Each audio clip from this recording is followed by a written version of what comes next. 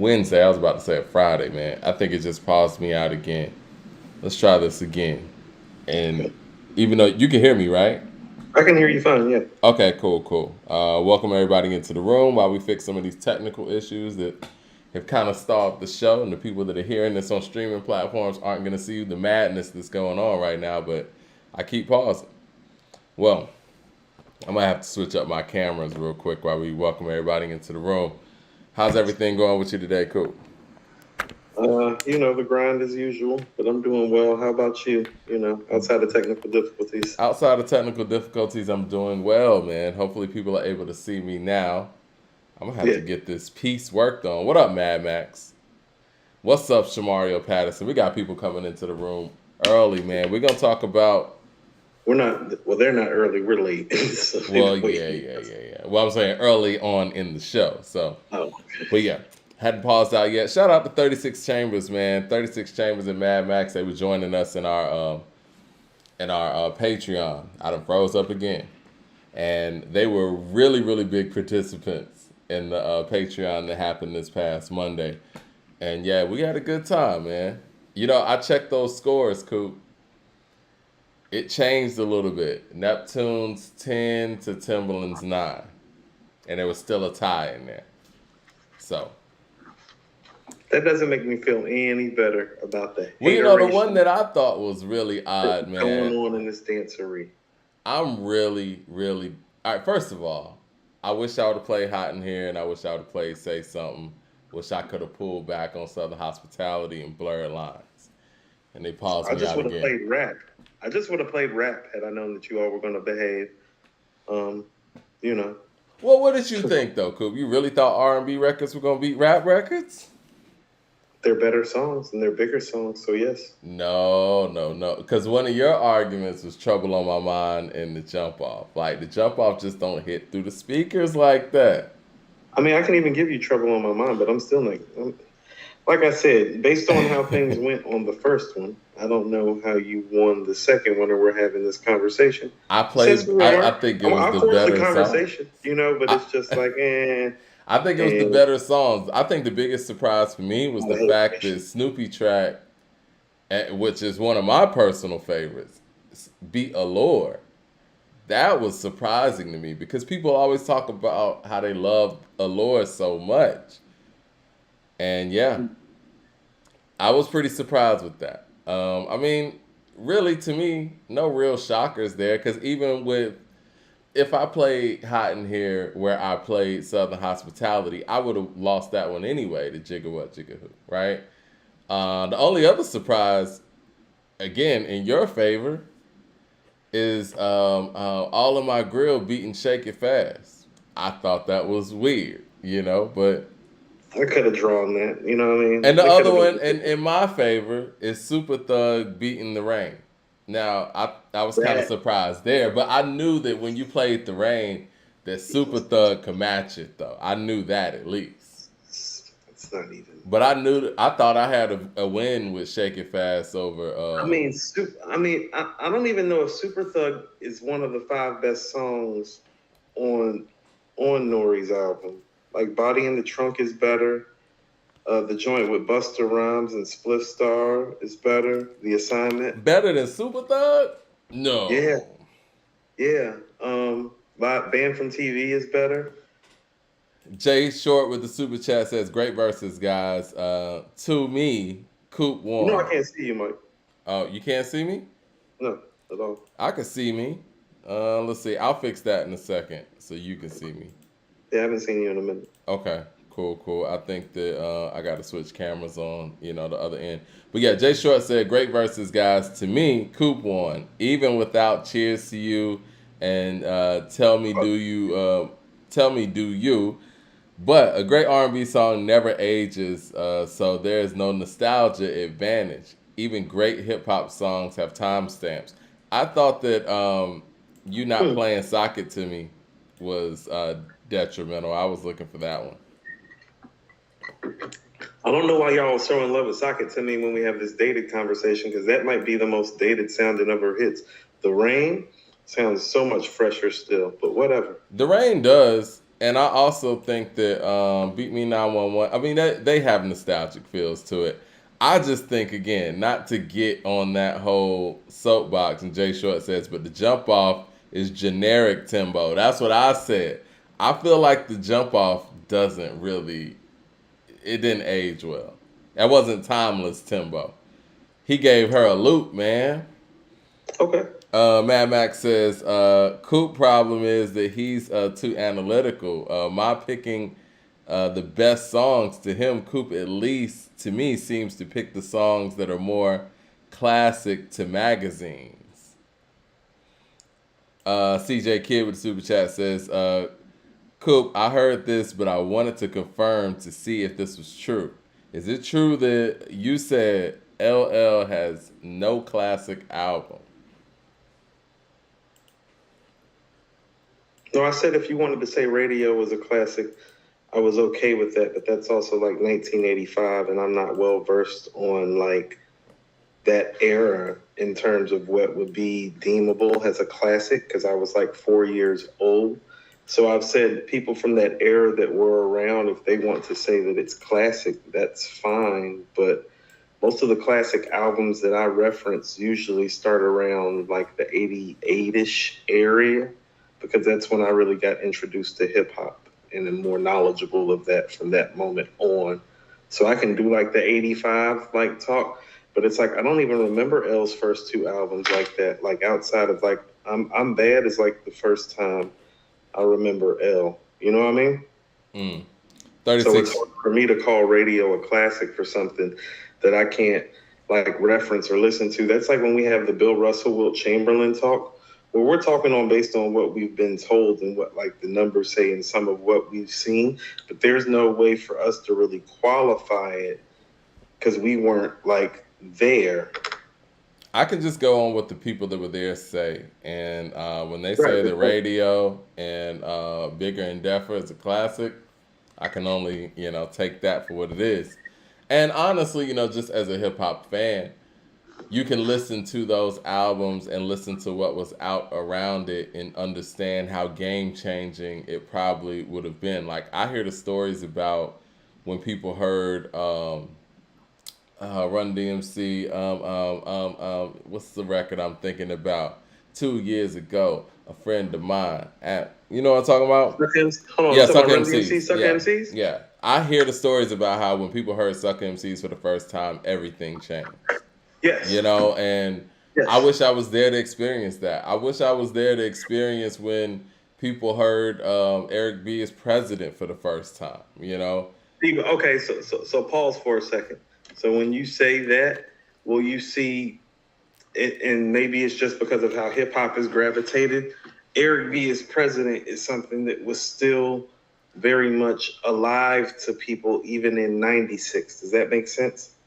It changed everything. I mean, it upped the ante, and I think that, for everything that came before it, which was groundbreaking as well, it upped the level to the point where the guys that were around in 96 were directly still influenced by that.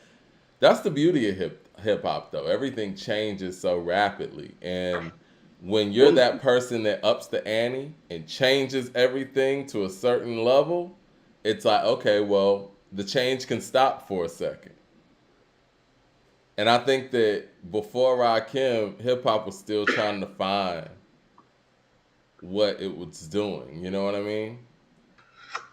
Well, what I'm trying to say is that really when I'm saying that it's hard for me to say that it's a classic is because those records weren't getting played with the fervor 8, 10, and 12 years later that other classic albums that came out after it were that I was more acquainted with and familiar with. You know what I mean? Let's just call it what it is, man. When Rakim came around with that, he made a lot of people, and I say this respectfully, he made a lot of people before him a little bit obsolete. And I think that's why. And that doesn't make what they did any less classic, No, I mean, see, I don't know if it's that, but if you wanna say that, LL is even the only guy before like Rakim and KRS and Kane and Slick and all those guys. Like the only guy before them that I do really remember having big records or hit records is LL. You know what I mean? That like I can like recall where it's like, no, I can remember my cousins watching like the Jingling Baby video and practicing the dance moves, you know what I'm saying, when they were on the floor, like at the house party and stuff. Like I can remember all of that stuff, but it wasn't like the same by the time I had gotten immersed in hip hop as a teenager. And so it was easier for me to go listen to a Paid in Full or Criminal Minded or Greatest Adventures of Slick Rick and understand why people were deeming it as a classic, as opposed to something like Radio and Bigger and Deffer, because I think it is one of those things that you had to have been there a little bit to see the effect. Right. As much as we weren't there to see Eric B as president, in 1996, we were still feeling the effects from it. No, that's real. 36 Chambers with the super chat says, did you see the Talib podcast on Sunday? Yassine and him talked about why No Fear of Time is on Luminary and how they respond to their fans and why. Also talked about Yassine's voice criticism. Cleared up a lot. It's interesting that they're talking about those things. Who else is covering that? Why are we having to clear these things up? Mike, I still can't see you, by the way, but why are we having to clear these things up? You can't see me? I think it's something on your end, because, hold on, let me see something real quick. Let me change this real quick. Maybe you're able to see me. Sorry about that, guys. All kind of technical issues. You see me? I can see you now. You see me now? Okay, good. Yep. But yeah. Who else is covering that? You know what I'm saying? Like, we're the only people that I, heard people talking about the criticism and just our audience that is engaging and talking about that project. I mean, it is what it is. I would love to hear, them delve into it a little bit more. I don't have a problem with them having it on Luminary. I think my biggest issue with it is how they've responded to the fans about it. That's it. You know what I'm saying? And I think that, however you want to put things out, it's your music, do whatever you want. But it sounded as if the fans have been disregarded in the way that Talib comes forth with, the way he speaks about it. The tone. We talk about this all the time when we talk about these album reviews and how, Pitchfork Media does their Nas reviews or whoever else does their Nas reviews. It's a tone that you can tell. And I think that's my only problem with how this album has been put out there. And it's like they're on the defense. For what reason? Y'all just made a great album. And I personally think it's the best hip-hop album I heard all year. And I don't understand why they're on the defense. Because they're guilty. 36 Chambers also says, do y'all think producers verses should be instrumentals only? Might level the field for the R&B and the rap debate, where since rap will always win that one.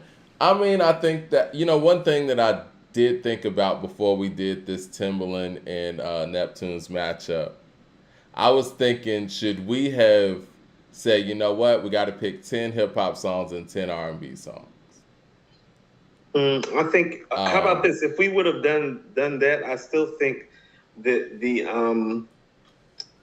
outcome would have been comparable, because I think you probably would have won about 7 to 8 of the rap records, and I probably would have won about 7 to 8 of the R&B records, don't you think?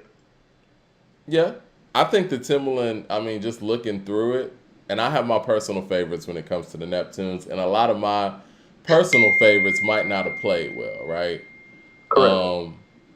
But when looking at it, just, from an outside view, hold on, guys, let me turn this off, too. I hate how the Macs just totally connect everything that you got to your phone. And it doesn't matter. They don't care. Jeez, no, man, no one cares that I'm doing the show.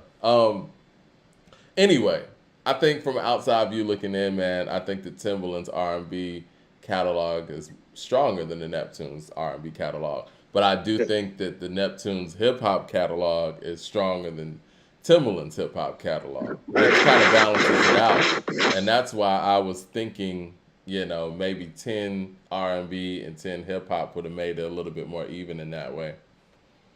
We're we're learning as we go with this. So Hold on, let me hide these messages, man. God dang. Okay. All we kind got of interruptions today. we got all sorts of stuff Jay going Short on. says, Mike, Hot Boys was #1 forever out here. They still play it on old school radio. What happened to that boy was hot for like a month or two. Okay. That's what that's what I was trying to say. I told you. I said, and if we'll reference the argument appropriately, it's like I told you. I was like, well, you can have the whole jump off trouble on my mind thing.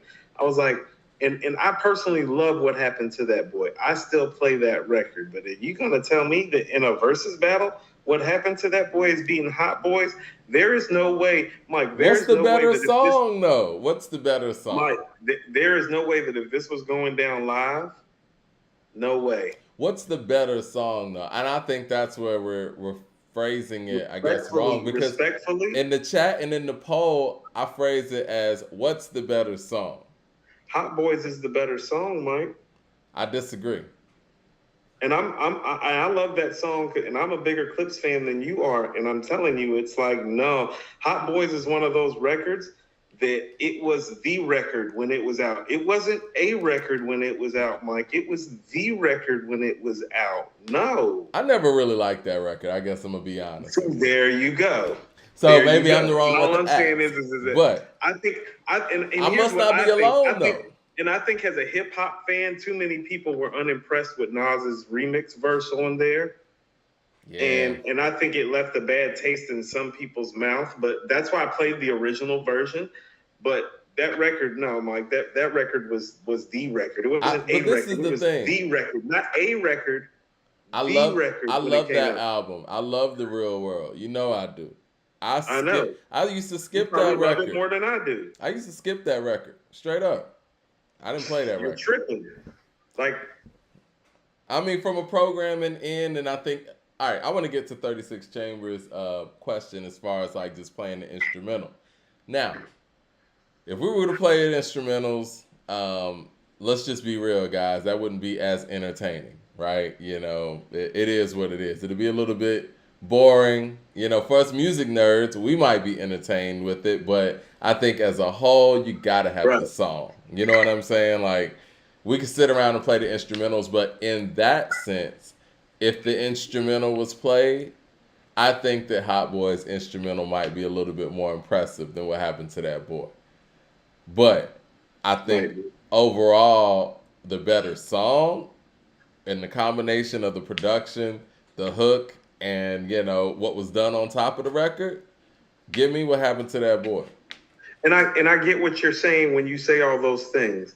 When I did that with Outkast Records the previous week, you and the audience didn't want to hear that, and that's where the argument is kind of like not making sense. Whoa. What Outkast songs versus Tribe stands out to you that you would say that argument would be relevant? Can you pull up the list of what songs lost? I don't have it in front of me, but is there anything that sticks out to you? No, but I'd love you to pull up the list so we can talk about it live. Because I know you really feel a way about the Over the Woods thing. I'm trying to way about a lot of it. I'm trying to remember. Didn't Benzo or Bima lose too, Mike? Yeah, Benzo or Bima lost to like Electric Relaxation or something. Like, you know what I'm saying? Like, these are great songs. It didn't lose to Electric Relaxation. And these are great songs, like, bro. Like almost everything that's in Tribe's catalog, with the exception of like 3 songs. I'll tell you this, man. I think Tribe just made better songs. If we're talking, and that's what I'm trying to tell you. Missy and Aaliyah and Timberland made better songs. But you're telling me because they're rap songs and they hit different that they're better. And I'm telling you, no, because it hit different don't mean that it's better. Hold on 1 second, guys. I need to... Like Mariah Carey and Whitney Houston have the best voices. They didn't always make the best music. Hold on 1 second. I think that the songs that I put them up against the Cast records for a reason. And I think that you're looking at this in a way where you feel like if Outkast out-rapped Tribe on a certain record, then you just talked about a myriad of things. You talked about hook. Mm-hmm. We talked about the rhyme. Ho. Let's just be real. We Let's be talked one. about the No. song. Time out. We Let's talked be about the real. whole thing. Let's talk about the whole thing. And then you talked about the nostalgia cool, before that. And you brought up the nostalgia of the records too. And so the fact that Hot Boys was everywhere. And it's like you're acting like that nostalgia doesn't matter because you didn't like the record. That's not fair. It's not about me. We put it out there and the people chose it. I didn't choose it. And I didn't influence the people. And that's what I'm saying. Is like y'all are pretty much saying this is like maybe I'm not the only one that didn't like the record. Great rap song over the great R&B song. And all I'm saying is like, well, if I would have known that, I just would have played rap records. That's all I'm saying. I wanted you to just play rap records. I mean, I set that. But I wasn't about to win doing that. That would be foolish. That's my whole point. I want to get back to this cast thing. I really do you think Outkast had better hooks than Tribe? Okay, tell me the Tribe hooks that you think are epic. Award tour. Okay, one.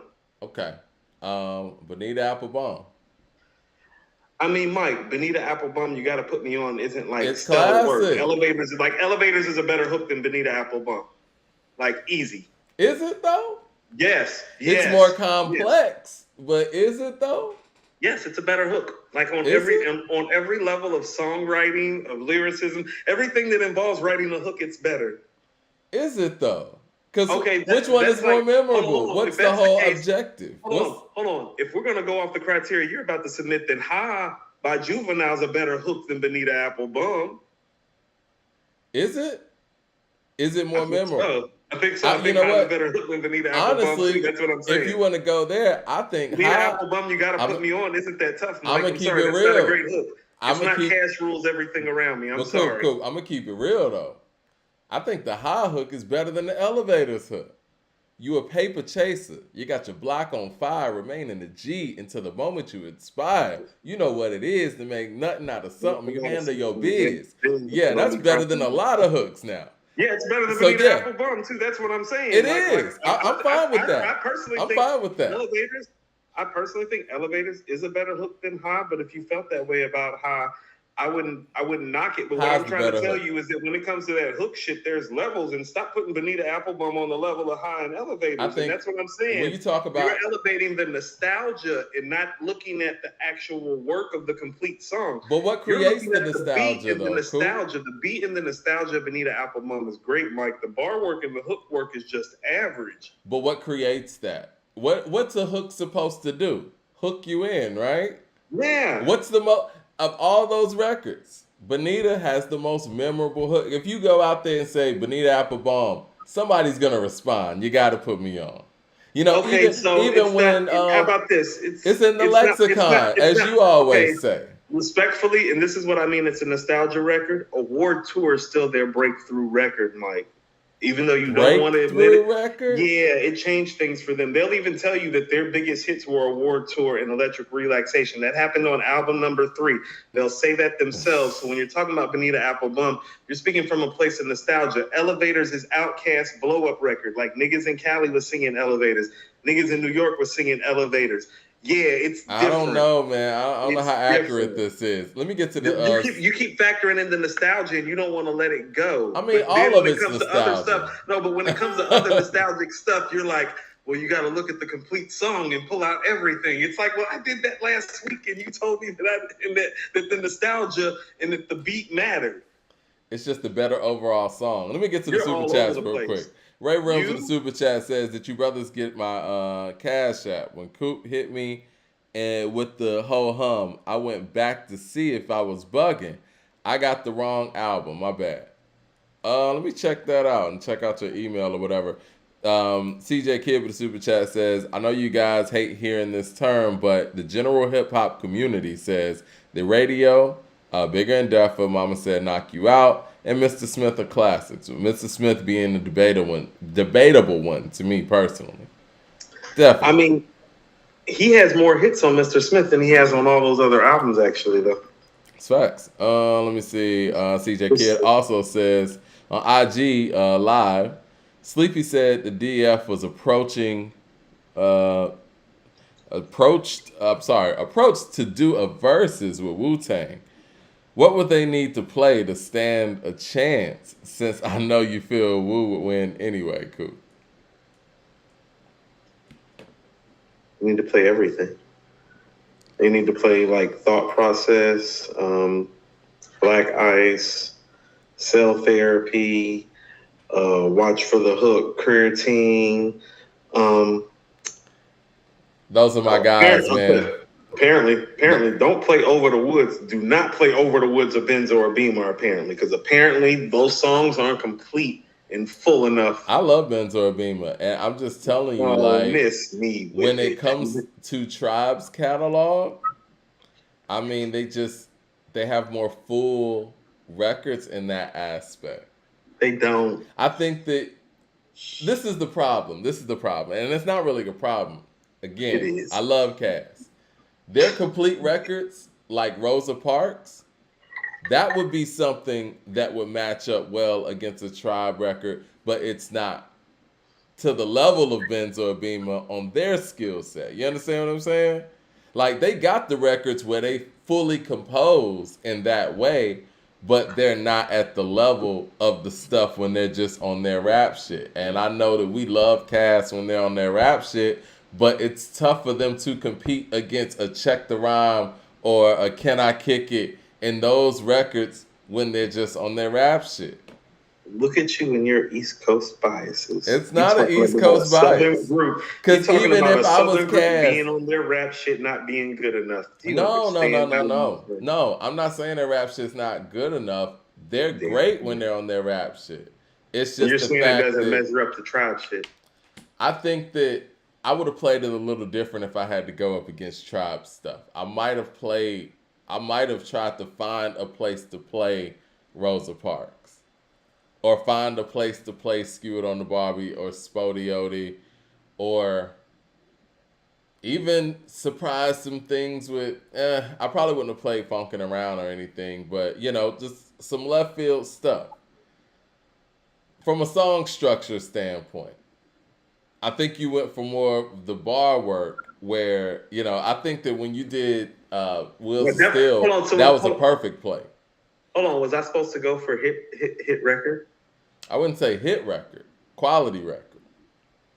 Name the record I played that wasn't quality. I'm not saying everything the Cass did was quality. When you say quality record, though, it's like we're having a versus between Outkast and A Tribe Called Quest. The fact that you're talking about quality, but there are levels of the quality, though. I'm just saying that I think that from a quality standpoint, would you not agree that Spodiote is at a different quality than Mamacita? I don't even think it's a rap song, though. That's why I didn't include it. Huh? Right. I think it would have went well against like a Bonita or something. You know what I'm saying? It's poetic. Would it have won? I don't know. And for all the stuff that you're saying, see, and this is my problem with you even saying this. You're saying this knowing that if I would have played something like a Spodie or a Rosa Parks, that you had something that would have beat it. Like, why are you saying this now knowing that? Like, that's absurd that you're even having this conversation knowing that. Why are you even trying to force this conversation? Next topic. You were one post moving, like you're like, I would have played Rosa Parks and Spodiote. It's like, if you would have done that, I would have crushed you with some of those Tribe records. I'd have been like, let me go ahead and get him out of here with this. It's like, Mike, if I would have played Rosa Parks, you could have beat me like damn near with like I Left My Wallet in El Segundo damn near. I wasn't gonna play El Segundo. I was just listening to I think before that. No, actually, this is when I was preparing for the Neptune one. I was listening to the Other Tone episode that where Pharrell was interviewing Q-Tip, and Q-Tip was talking about the first times he heard Tribe and all that, and he said, when he heard El Segundo or something, and Q-Tip was like, "Why'd you listen to that?" Something along the lines of, "Yeah, you don't want to play that record." So yeah, man, the artists know. What was I gonna say though? I'm really nervous about the Dilla and Preem, and I think that if I really dig, I can get some great Dilla records because they're out there. But I know you're gonna bring the heat with Premier, and I'm really gonna have to do some work to even register. You know what I'm saying, in this matchup. But I want to give respect to Dilla. Mike, I'm worried they're gonna be like, that Dilla song was so classic, Coop. Don't you remember?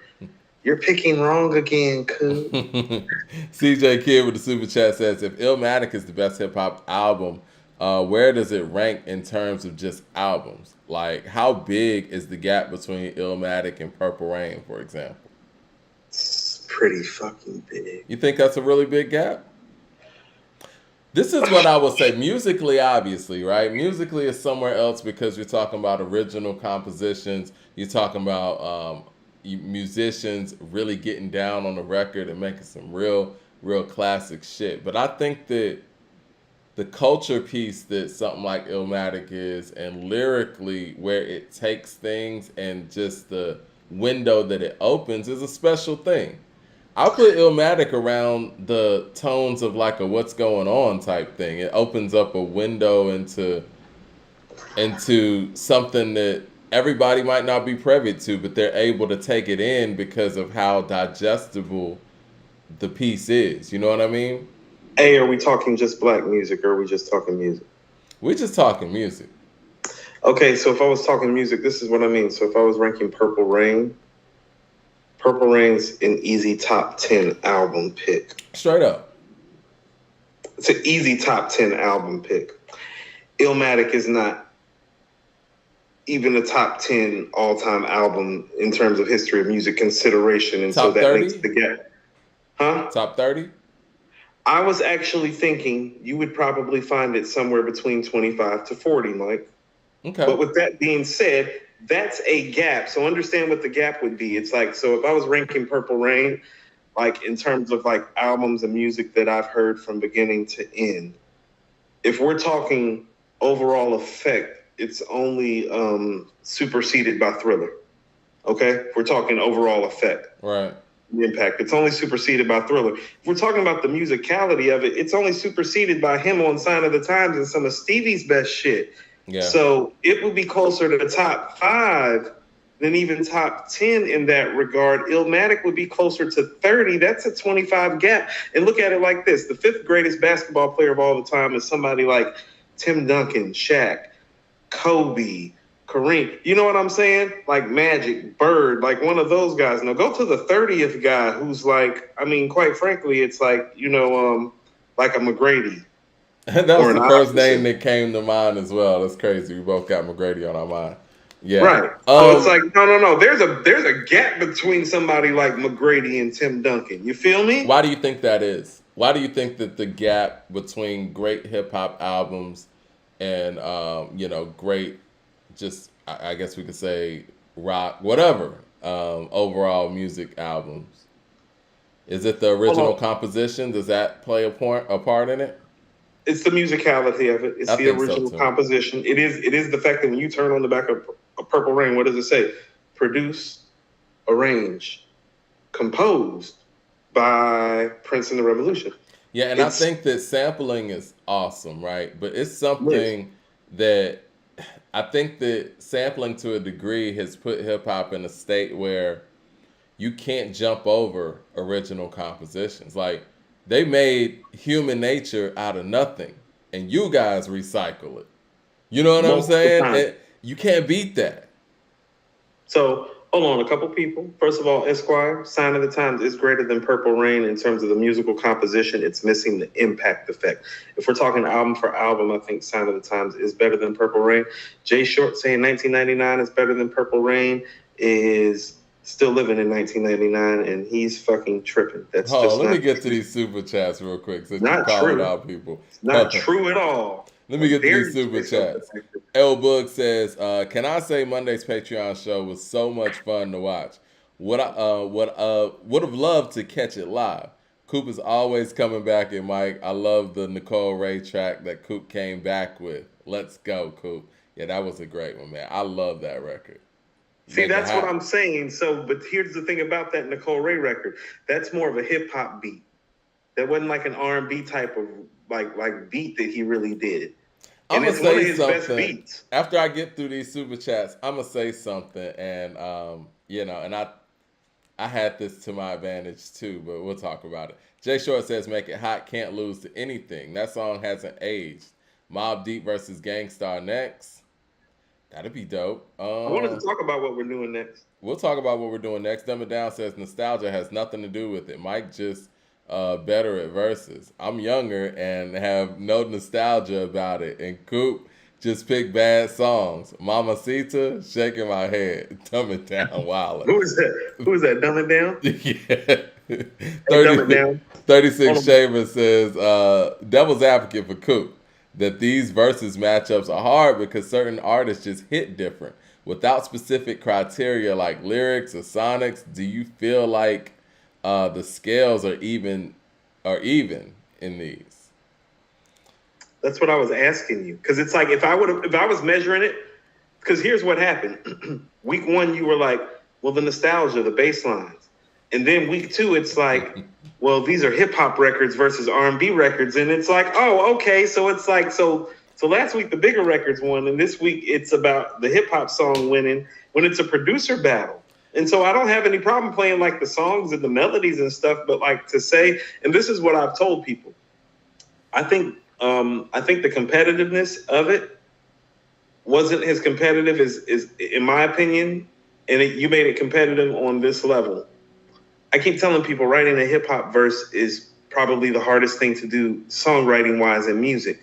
And so when you put a song lyrically in hip hop format, lyrically next to a song in R&B or popular culture music format, you can inherently hear how much harder it is to write the verse.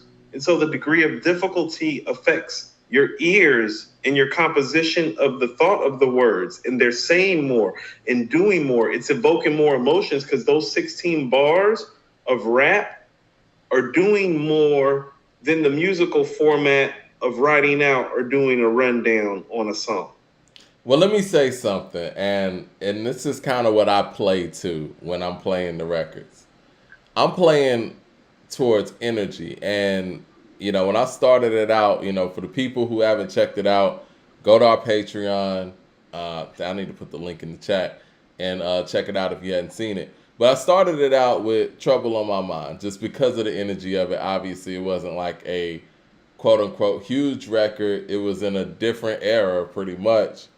But I remember thinking, because I played Southern Hospitality next, that energy was not the same, and it wasn't there. And I felt instantly like, yo, man, I'm going to lose this round. I should have played this shit. That's what I'm trying to tell y'all. Like, Sock It To Me and Beat Me 911, I played them. I was up here playing stuff till like 3, 4 in the morning. They didn't have energy to you? The energy's not the same. That's why when it's like, when Hot Boys drops, though, that's different. That's it. Boom. Hot Boys got energy. Boom. No, and that's what I'm saying. So I was picking those records because this is what I mean. Based on your format, Mike, I would have played like Hey Poppy.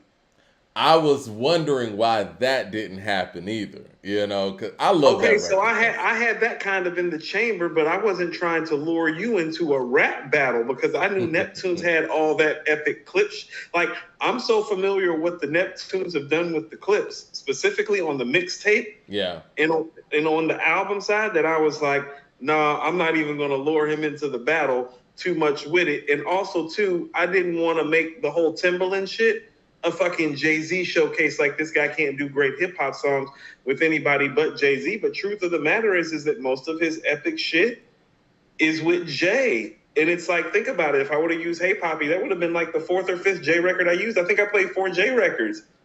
Yeah, somebody made the comment. Snoopy track. I played Snoopy track. It's Hot as Hot. Nigga what? Nigga who? I think did I play something else? It was something else. It'll come to me in a second. You did play In the Club by Beanie Siegel. I'm pretty sure Jay tried to steal that beat. I think there was another Jay record on there too. You didn't play Big Pimpin'. I was surprised by that too. I'm not doing that. I'm gonna be honest with you. I never loved that beat, and I really felt like UGK always made that song. But I think that you would have won that round with Big Pimpin'. That's a big record. Mad Max. But that's what I'm saying. Hold on, Mike. If you think Hot Boys is not as big as Big Pimpin', that's what I'm saying. I don't think it is. Maybe I'm tripping. What are y'all thinking here? Let me get to the super chat. I remember when Hot Boys was out, Mike. I couldn't cut on the radio. I couldn't go into a club, Mike. Mad Max it's like the regular version. My mom came to pick me up from college in Greensboro, Mike, and I hopped in her car, and the regular version of Hot Boys was playing. I got back to Charlotte. I went to the club with my cousin that night. Walked in the club. The remix was playing. Mad Max says, I'm taking Illmatic over Purple Rain. I never Nobody heard asked you, some. Mad He Max. said, I never heard someone play Purple Rain. It's not like it's Thriller. You want to know what? You want to know what? Mad Max, I want to talk to your mother and your father. I don't want to talk to you anymore. I want you to get off my lawn and respect your elders and learn some history. Now get off my lawn. Mamba with the super chat says, Illmatic is a greater album than Built for Cuban Links. Okay, We've so had I've this always said conversation before. This is what I'll say. the degree of difficulty, Mike. The soloist part of it, I'm going to give that to Nas and Illmatic. But I will say solo this, mission. only Built for Cuban Links is a team effort. Now, if we look at everything in a vacuum, I might give Only Built for Cuban Links the nod. I might listen to Only Built for Cuban Links before I listen to Illmatic. But if we're talking about what's the greater album, and then you put it in the scope of the solo mission and just where he took you from that perspective, Think about an it like individual, this. I got to give it to Illmatic, but it's very close. Think about it like this. There's like 5 or 6 or 7 incarcerated Scarfaces on Illmatic. It's no ice cream on Illmatic though. So But that could be said. Hold on, but that's why I bring up incarcerated Scarfaces, because it's like, well, there's no verbal intercourse on Illmatic either. It's true. But guess what? That album's not the same without verbal intercourse, and why? Boom. Is that album the same without? And this is just splitting hairs, and this is why I have it separated like I do. That album, and this is where it really separates for me, because you can even go to the Ray and Ghost thing, and I'll even give you the Ghost part of it. But man, that meth hook on Ice Cream and on Wu Gambino's, like the 2 hooks, Mike, on Wu Gambino's and on Ice Cream. The meth verse on Wu Gambino's, the Deck and Jizza verse on Guillotine, Mike. It's a team effort. The Master Killer verse on Glaciers of Ice. There's nothing. The God verse on Knuckleheads. And I say this respectfully. The Capadonna verse on Ice Water. Capadonna snapped on Ice Water. He did. I say this respectfully. There's nothing on Illmatic that makes me feel like Glaciers of Ice and Ice. There's nothing that makes. I told you, Mike. That's the on the tape side, Mike. People forget that when the tape came out, the actual purple tape. B-side starts with the shark biter shit. Yeah, I remember that. It starts with the nigga bit, and then you hear Ice Water comes on, Mike. It's the greatest second half of a tape in the history of rap, because it's like classic. Boom, boom, boom, boom, and they don't miss after that. Let me ask you this: on a production end, what's the better album? Truthfully, I think it's the Purple Tape. I told you, I think the Purple Tape is the best collection of rap beats ever on one album. Look at those beats, Mike. Listen to just go listen to the beats, like Knuckleheads, Criminology, Incarcerated Scarfaces, Rainy Days. No, you want to rap to that. Ice Water, Glaciers of Ice. Yeah. Spot Rushers. Think about this. Spot Rushers is the type of record that it's like, that should be a top 5 song on your rap album, not a bottom 5 song on your rap album. It's crazy. Mad Max says the gap mic is to do with singing is more pleasing on the ear than rapping, but Purple Rain ain't Illmatic. That's for the old heads. Jay Short says Neptune and Tim are inspired by Prince 1999 album. I could see that, especially Tim. Even that Baby Crying that's on Are You That Somebody comes from that's not 1999 album. That's Around the World in a Day. What record is that? It's at the end of a record. The latter? I think so. I'm going to go back and check. I think it's the latter.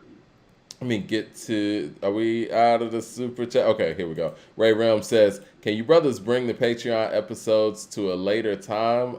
Some working folks miss out. I can't interact with you and train people at the same time. Yeah, we'll work on that and see, what we can make shake. Hold on. You want to know what, Mike? I mean, how are you feeling about it? I mean, we could push it back a little bit. You know what I'm What do saying? you want to push it? What do you want to push it back to? What works for the people? Because I just know a lot of people that want to catch it and get more interactive, and I want it to be more interactive too. Like I don't want it to just be the same, and not being funny, but it's like if I think we got like over 70 people already signed up. I prefer if like more of those people have the opportunity to get in and interact with us live to make the experience more full, so Definitely. people will get in their money's worth. So What about you know. 3-ish? Does Does 3 that work? work? Does 4 work? Does 5 work? Like we need people to let us know. I'm making a couple changes, like Mike. So like my Mondays are pretty much going to be a little bit more open ended for how I'm gonna play it right now. CJ Kid with the super chat says, "Gap between Purple Rain and Purple Tape, all purple." Mamba with the super chat says, "Illmatic is a great album. The greatest though, I don't know." See, but this is what I mean. You're not going to find a solo rap album with that many classic rap songs where it's just one guy rapping. Let me say this though, That's the difference and on I feel that. Illmatic. What? Let me say this, and I'm just gonna play devil's advocate for people out here who are saying that Illmatic's not the greatest album ever.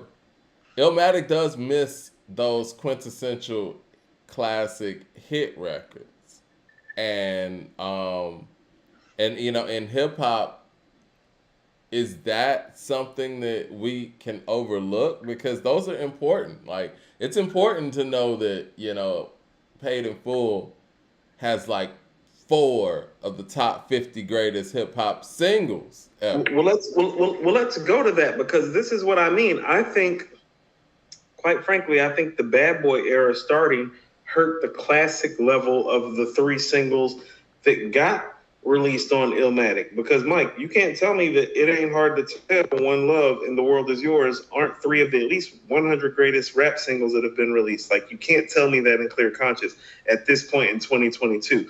Like that's what I'm saying. Like in 2000, you could say that, but things were different. Look at how those records have held up. No, they've Like held up extremely well, and so it doesn't have 4 of the top 50 like Paid in Full does, but from beginning to end, Illmatic is slightly better.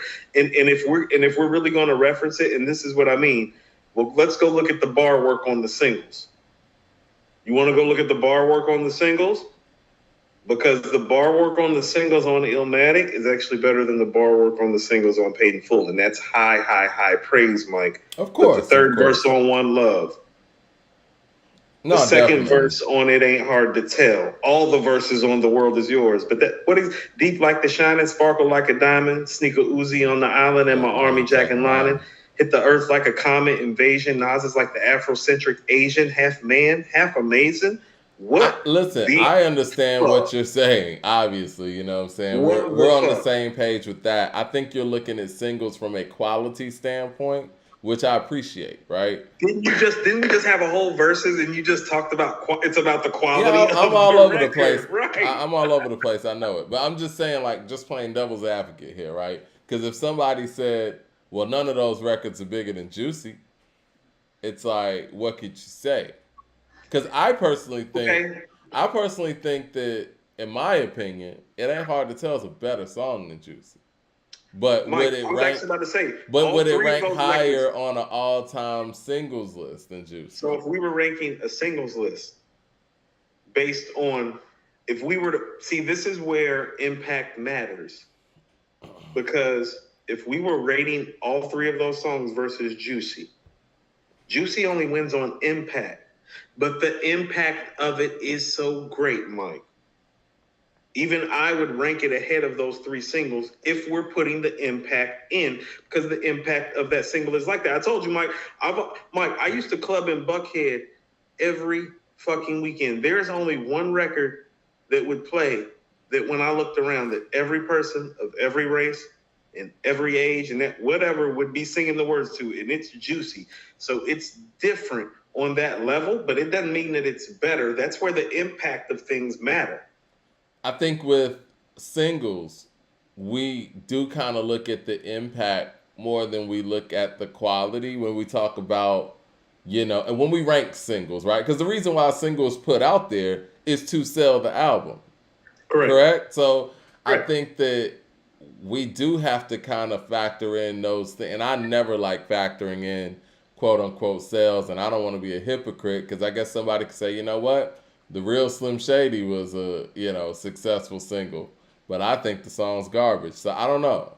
It's tough.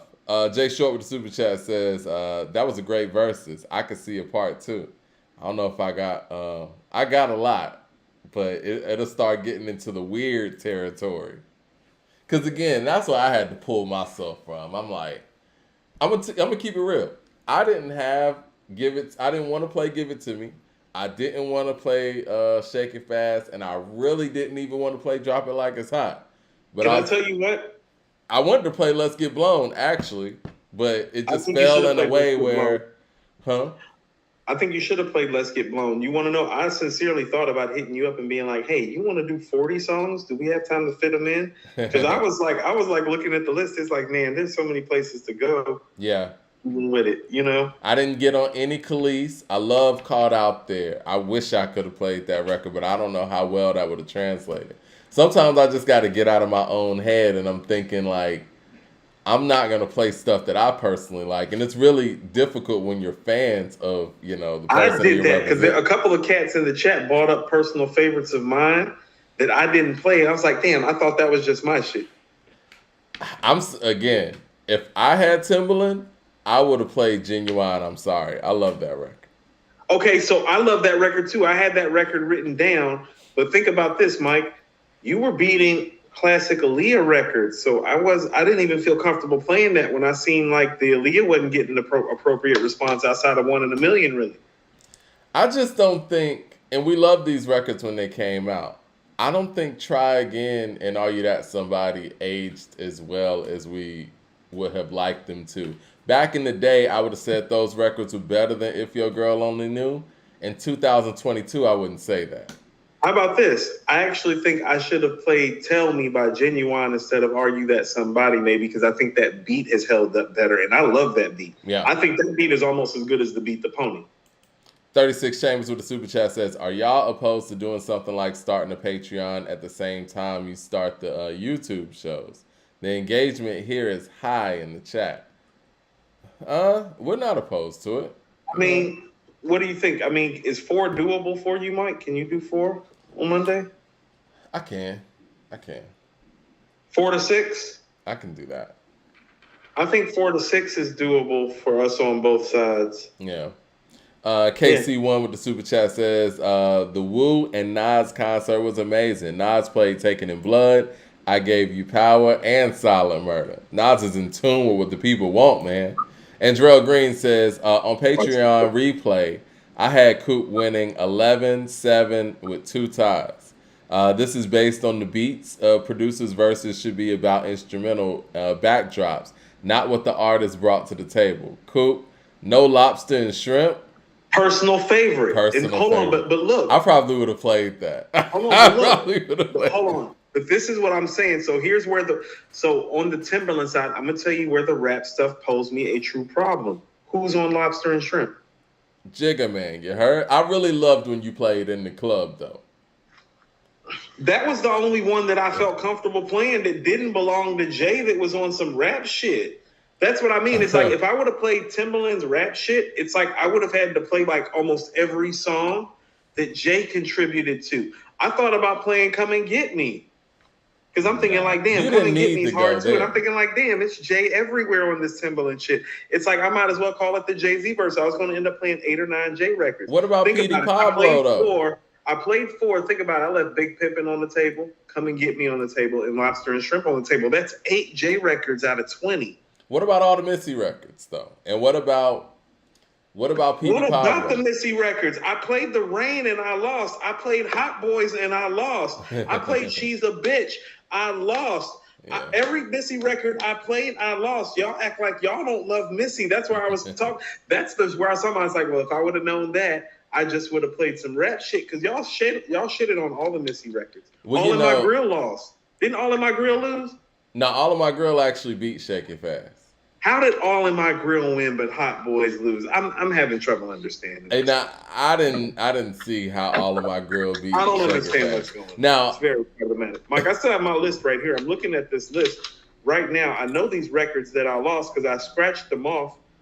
well, I have that list up. Y'all want me to go to that? I can go to that in a second and I don't give and a let people damn. know where the Mike. current tallies are. Mike, Up Jumps the Boogie lost too.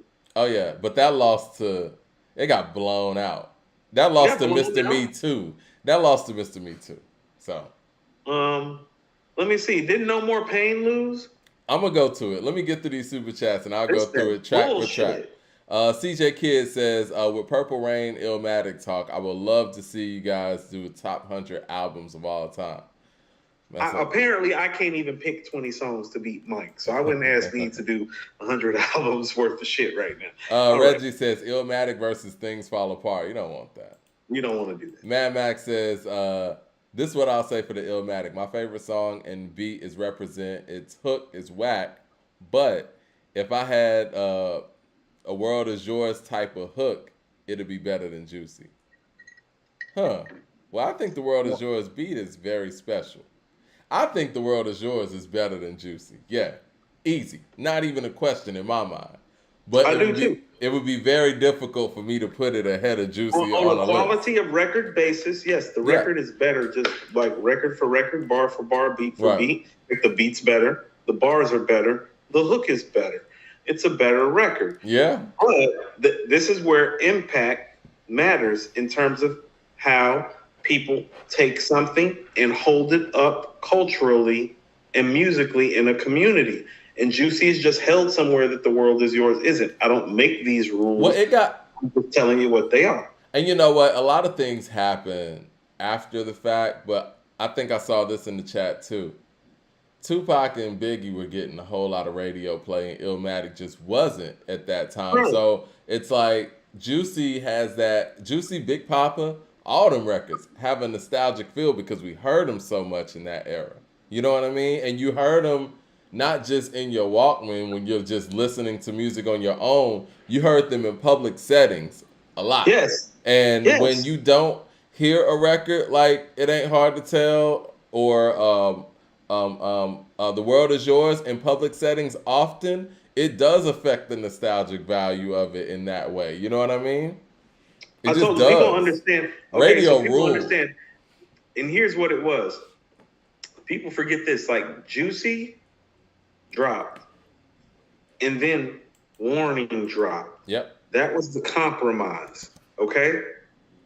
But then Big Papa came shortly after. Like Warning only got about 60 days worth of burn before Puff dropped Big Papa. Right? Right. I've always told you this. Like the hip hop and sports group that we're in, the dude who started the group, like his wife, Sharon, Kendrick's wife, Sharon, we were at the bus stop in middle school. We were in 8th grade when Big Papa dropped. And people have to understand the whole tone of how hip hop moved was different because I was not feeling Big Papa like that when it dropped.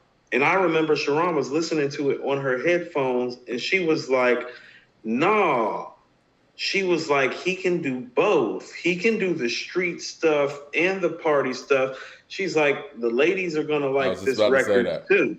Yeah, I mean, that Between the Sheets sample. Yeah. I remember her telling me while we were sitting at the bus stop, it stayed with me forever because what she said at the bus stop that day when we were in 8th grade is like what came to fruition. Like, because this is like Big Papa had maybe been out for a week or two and she was bumping it. She was like, this is my jam. Well, these records had melody, and you know, Juicy actually had a real melody with, you know, Total singing on it. But even if there wasn't any singing on Big Papa, the fact that it came from the Osley Brothers Between the Sheets, subconsciously it has a melody in your brain. You know what I'm saying? Right. So you're going to win. and here's the thing. Biggie's bar work on there isn't what you would call stellar. But this is what I mean about the charisma factor. And I tell you that him and Jay and Pac's charisma is somewhere other people's charisma isn't in this rap sphere. When he's going, you know, a T-bone steak, cheese, eggs, and Welch's grape, conversate for a few. So in a few, we gonna do what we came to do. Ain't that right, boo? Yeah. Is that excellent bar work on a lyrical level, Mike? That's but it's charismatic and catchy and melodic as hell. Right. You know what I mean? How Peter you Park. living, Biggie Smalls? In mansion Yeah. and Benzes. Giving ends to my friends. And it feels stupendous. Tremendous Tremendous dream. dream. Fuck Fuck a a dollar dollar in in a the dream. dream. Still Still tote choke gat cat strapped strapped with with infrared infrared. beams. What? Listen to the ad lib. He goes, what? Because he knows it's a radio song, so he's going, what? Like, you can't say that. Yeah. It's charismatic as hell. It's not lyrically somewhere like in some sort of like awesome sphere. It's charismatic. It's catchy. The women liked it. It changed everything. Even the whole break, your friends get with me and my friends so we could be friends. Shit, we could do this every weekend, all right? It's the interaction. It's the Is that all right engagement. with you? Yeah, these are engagement songwriting tactics. I gotta give Big and Puff credit, man. Those guys changed hip hop They radio changed everything, forever. but they changed everything right in front of Nas's face specifically. Nas is the Yep. one that had to pivot the most because while they're doing this, the world is yours and one love, and it ain't hard to tell, or like already streaming out. Like by the time they're dropping Big Papa, he's already on one love. It ain't hard to tell, and the world is yours have already burned. You know what I mean? So he he's was bumping one changing. love while motherfuckers are playing Big Papa. He was You're not winning changing that fight things in the too. club. He was changing things too, and that's what makes it even more difficult. It's like, damn, I just changed the game. Now I got to change again because these guys just came and changed it up. He changed the way niggas rap. Yeah. Puff and Big were out here changing the way people were making songs. Yep.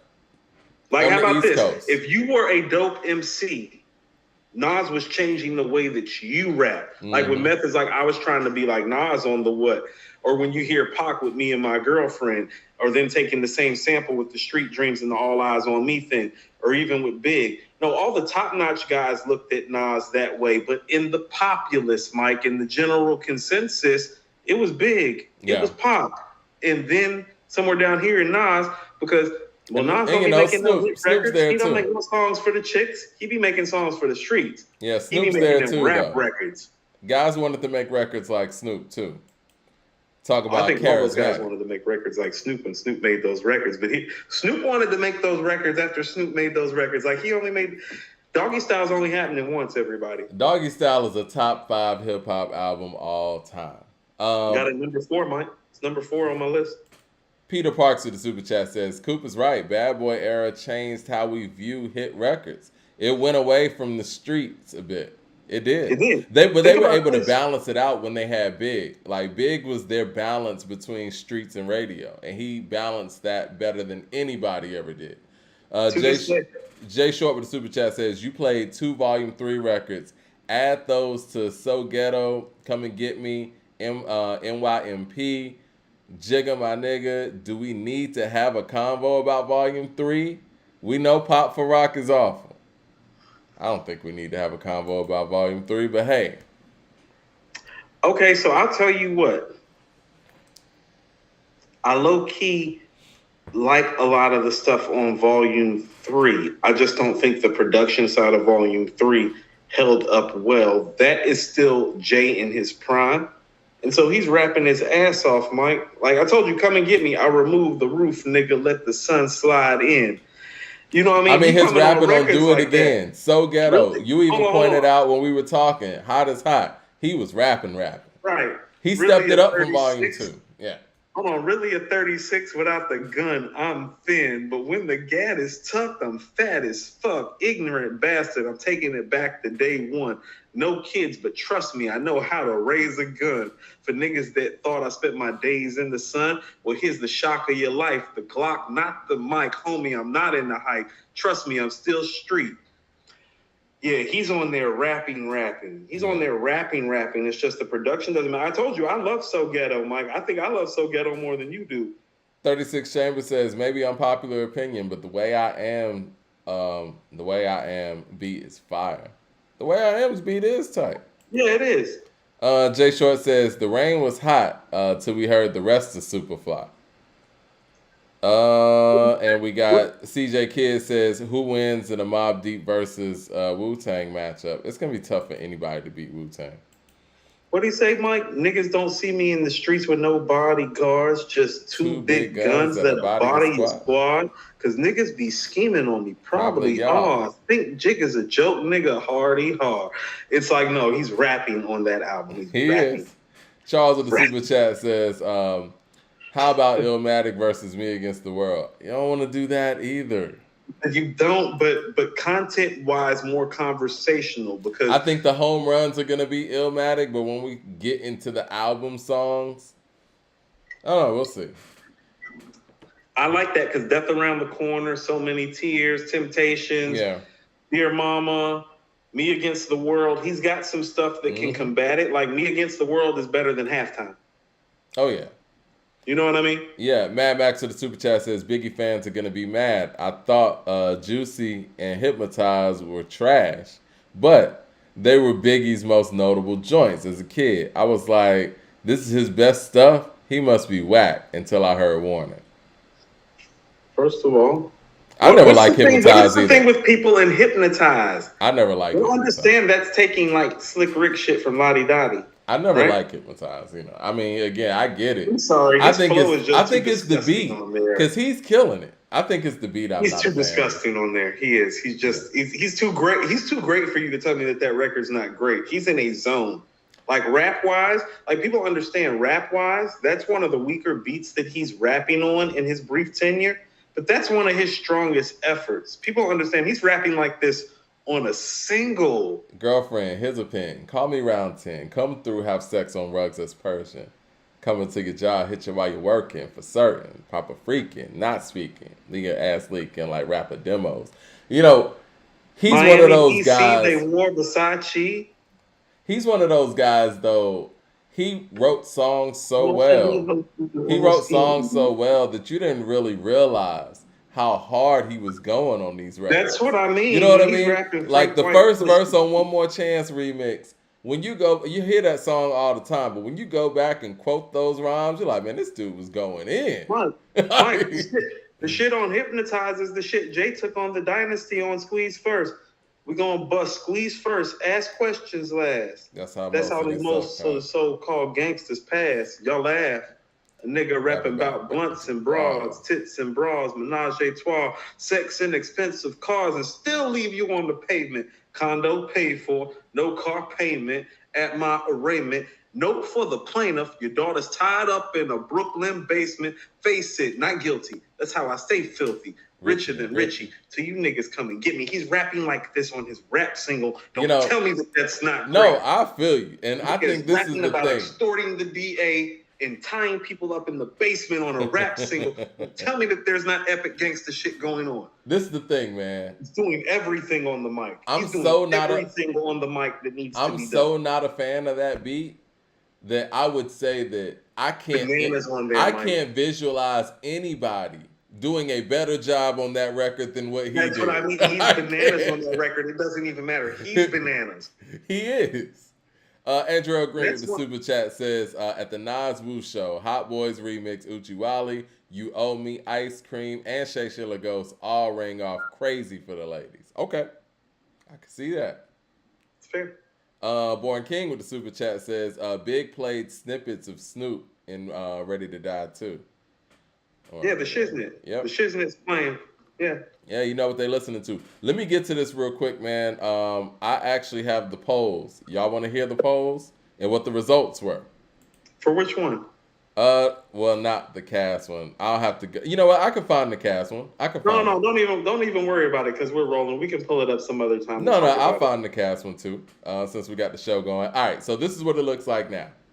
First round, Trouble on My Mind, The Jump Off. Trouble on My Mind's winning that. So far. And I'm saying winning because the polls are still going on. You can still go on the Patreon and vote yourself. So round 2 was Southern Hospitality, Jigga What. Jigga What is winning that. Third round was La La La, Get Your Freak On. La La La's winning that. So hold on, stop. Missy lost.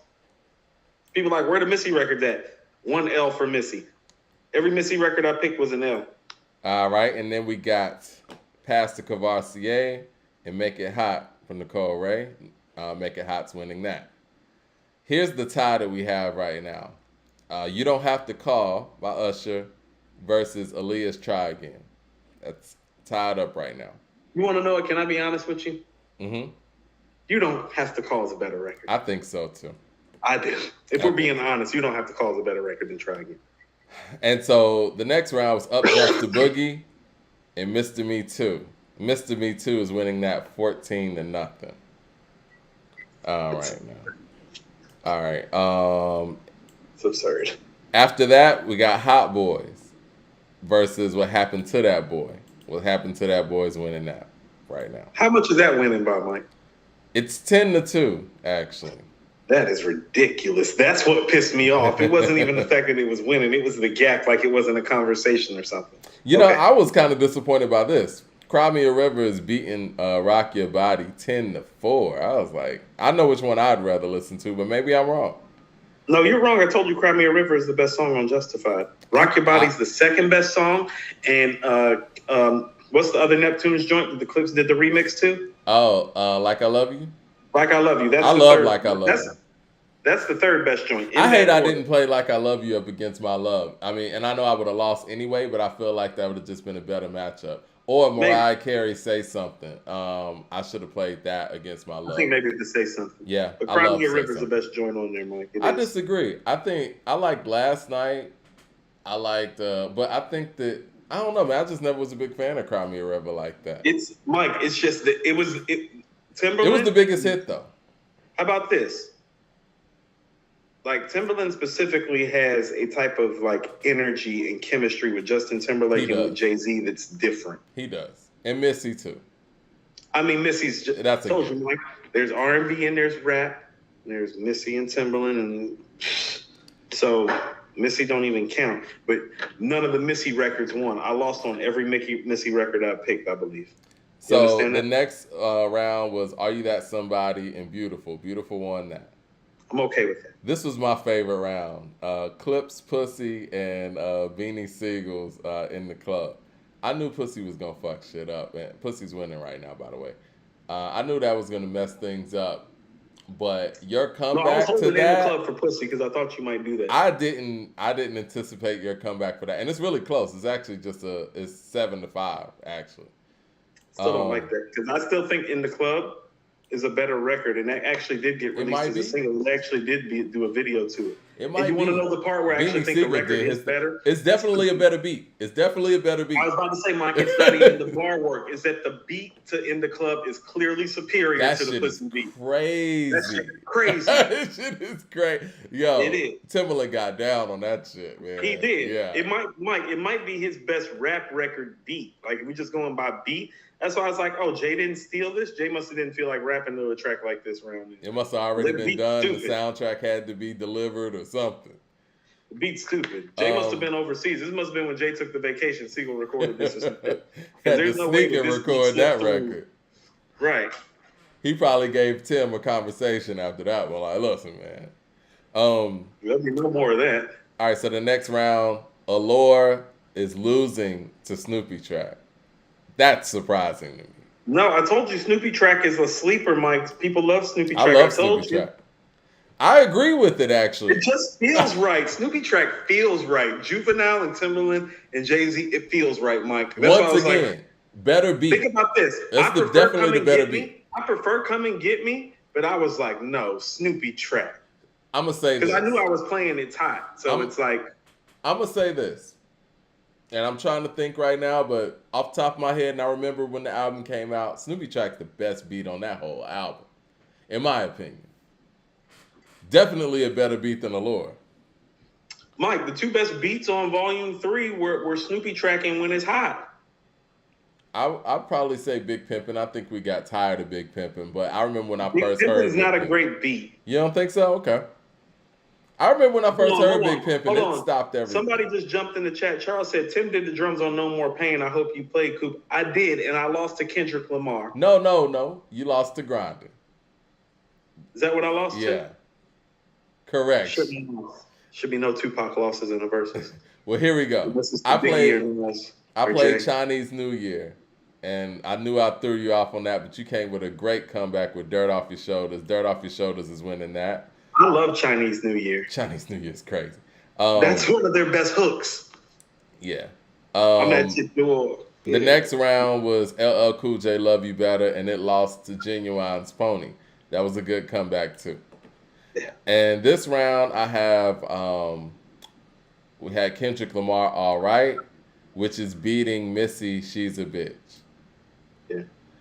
The next round has Missy's The Rain losing to Super Thug by Noriega currently. That is ridiculous. And then we had Tim play Hot as Hot, and then the response was the Neptunes Drop It Like It's Hot. Drop It Like It's Hot's winning that. And in this next round, All of My Grill is beating Shake It Fast right now. And Mike, can I say something? I think Shake It Fast is probably the degree of difficulty is higher on Shake It Fast. Mm-hmm. But the beat's just nowhere close. I can see that. It's what it is. It's the beat. The beat is nowhere close on Shake It Fast. Yeah. Because how about this? You know how you feel about the jump off beat? That's how I feel about the Shake It Fast beats. It's like, oh, you just gave him one of your like made for radio beats, like hoping that, you know, they weren't expecting it to do that. Mystical, because think about it, Mystical's biggest moments for people had already like faded. Right. Right. So they weren't doing this like with the intent that they were with the J record at the time on either side, Neptunes or Timbaland. So the next round we got Tupac, No More Pain, and then it's losing to Clips Grinding. And then the last round was Aaliyah, One in a Million, which is beating Jay-Z's Give It To Me. Let me get to the super chat real quick. I really wanted you to play Grinding up against One in a Million because I really wanted to see what people in the chat were going to say. I was debating whether to do that or not. I was thinking, should I play Give It To Me up against No More Pain? And I was like, no. I mean, we got haters like Dumb It Down up in there, so it's like I wanted to hear the straight up hip hop all time great rap beat versus the all time great R&B beat. I should have held it. We should put a poll out there. I wanted to have the Grinding One in a Million conversation because I felt like that was going to be a good conversation piece to have should they have went up against each other. Jay Short with the super chat says, dude was quiet bumping Hypnotized in 97 out here. Yeah, he on the West Coast. 36 Chambers with the super chat said, in my opinion, Tim gave some of his best work to Justin Timberlake. And that's a shame considering who could have been on those tracks. I agree with that as well. So can I tell you something? Yes, sir. Timberlake's best beats to me are actually on the two Justin Timberlake albums that he did fully, which is the 2020 Experience and on the one with Sexy Back, Love, Sex, Future Sounds. Yeah, Future Sex, Love Sounds. Like I told you I had Chop Me Up in the cut, the 3-6 Mafia joint.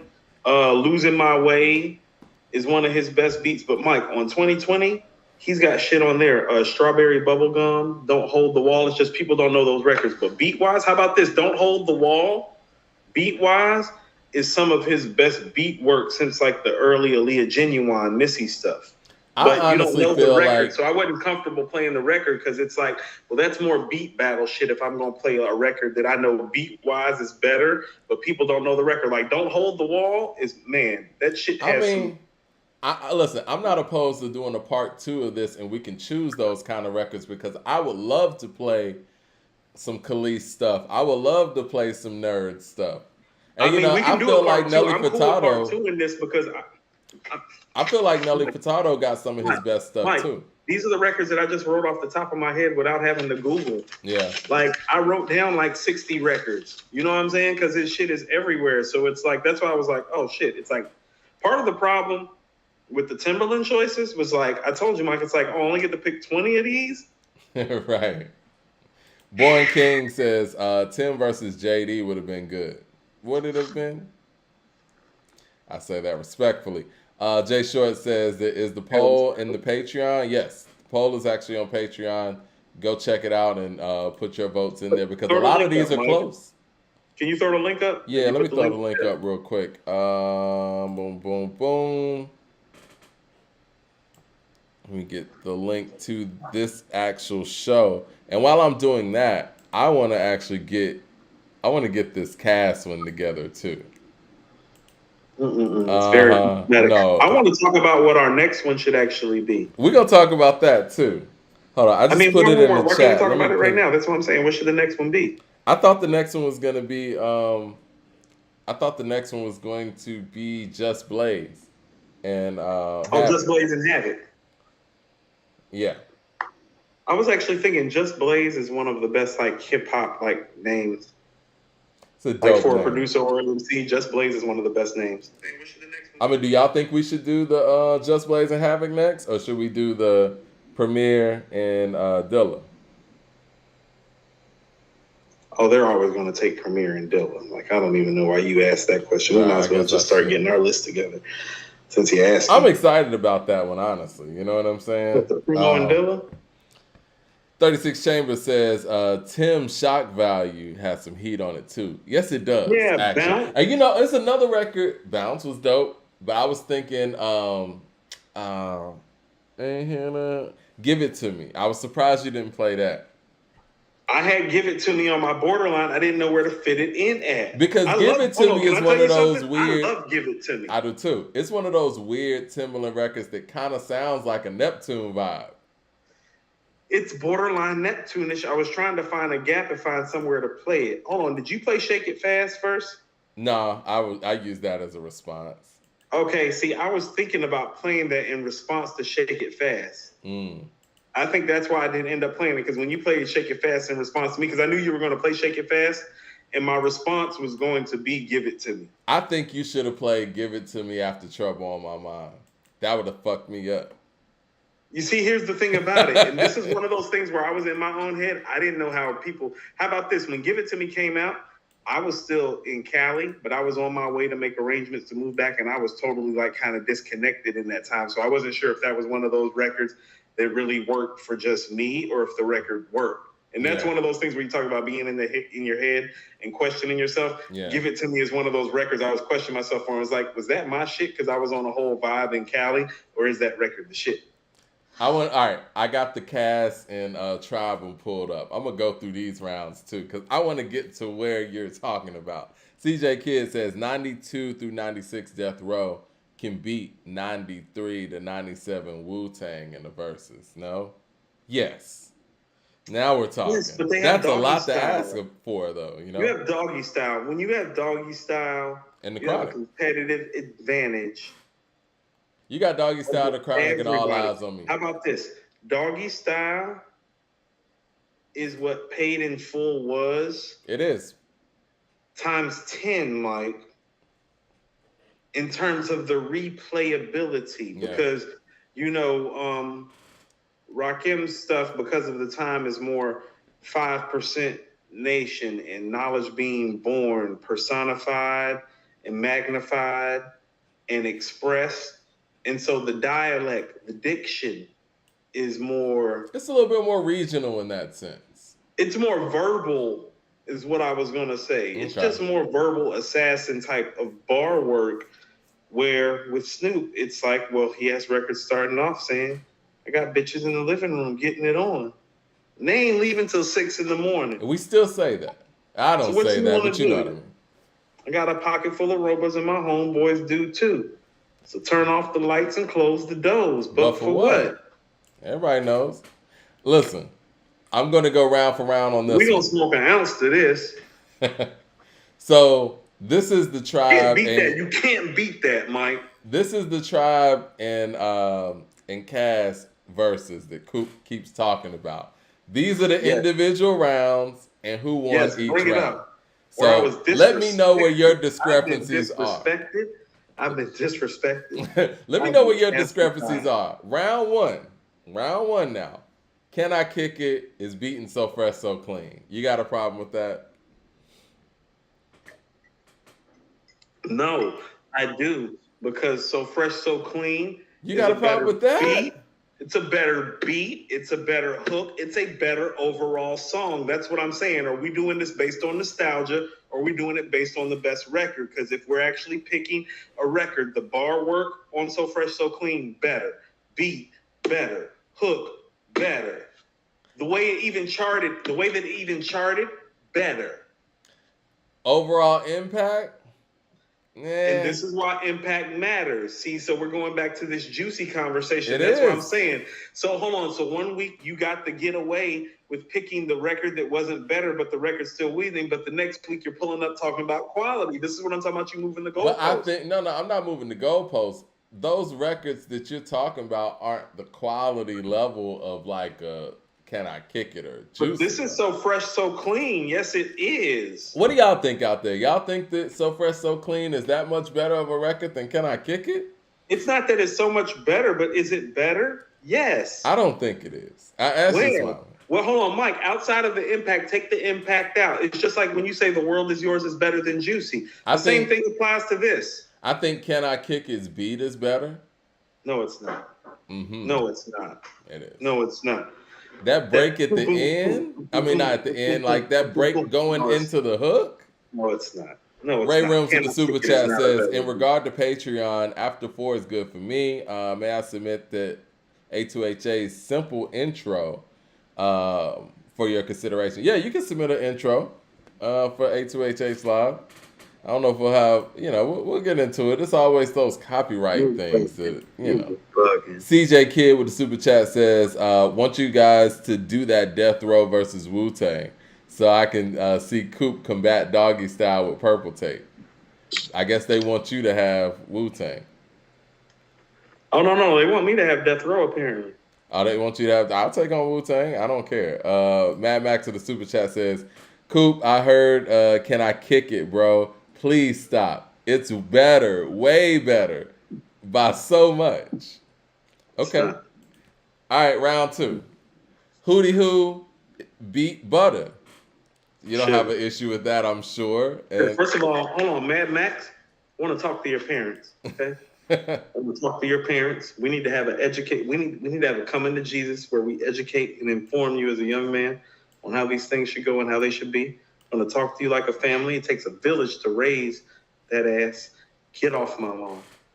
Keep going, Mike. Round 3, Lyrics to Go beat Black Ice. You got a problem with that? Yep. You got a problem with that? Come on. I do. It's Lyrics to Go, man. Come on. Watch. That's not a wash. Black Ice beats better. It's a blowout, too. It's 93.3% to 6.7%. It's not even close. That is ridiculous. Keep going. Okay. So, Wheels of Steel beat Vibes and stuff. And I think that was a great play by you. I didn't see Wheels of Steel coming. Oh, whoop-de-whoop, hootie-hoo. Keep going. Here's another one. I think you might have a problem with this one. Get a Hold beat West Savannah. You got a problem with that? Mike, and I personally think Get a Hold is the best song on Beats, Rhymes, and Life. I hear you talk about Get a Hold so much on this show. I do, because you love it's Get a Hold. The best. Hold on, because it's the best song on their 4th best album. We're talking about West Savannah, which is arguably one of the 5 best songs from one of the greatest rap albums ever created. I don't think that West Savannah is one of the 5 best songs on. Name the 5 songs better. I think Return of the Gangsta's better. It's not. You don't think so? It's not. No. I think Spodioty Dopalicious is better. Huh? I think Spodioty Dopalicious is better. That's not a rap song. It's a song. Liberation's not better. That's not a rap song. Name me the rap song better. Aquemini. Skewing on the better. Barbie. Art of 2. Storytelling. 3. Art of Storytelling 2. No. Oh, come on. Art of Storytelling 2 might be one of the strongest The Art of records Storytelling 2, Mike, you got to let that personal bias go and understand that we don't love the Art of Storytelling 2 the way you do. West Savannah is better than the Art of Storytelling 2. West Savannah is better than the Art of Storytelling 2. Wow. I'd like the people to please inform Mike that West Savannah is better than the Art of Storytelling 2. That's what I mean. It's a top 5 rap song on Aquemini. How about this? I think y'all scared it's better than West Savannah. If you go Aquemini, Skewing on the Barbie, Liberation, and Spodioty, I'm not mad at you, but West Savannah is in contention for that 5th slot. I think it's the Art of Storytelling 1 and Chunky Fire. I think it's Return one of the bottom. bottom. Not in that conversation, Mike. I think it's one of, if I were to rank the songs on Aquemini, it's gonna be one of the 5 bottom records. West Savannah? I mean, that's not a diss because it's, you know how highly I think of Aquemini, but CJ the Kid with the super chat says, "No, Coop, you take Woo. You love the purple tape, so use it against Doggy Style. It's a tall order, but you're sharp enough to make it a fight. Debate team, Coop." Jay Short with the super chat says, "Coop, no head sprung, better than Love You Real Better." no head sprung. What the fuck? That record was terrible.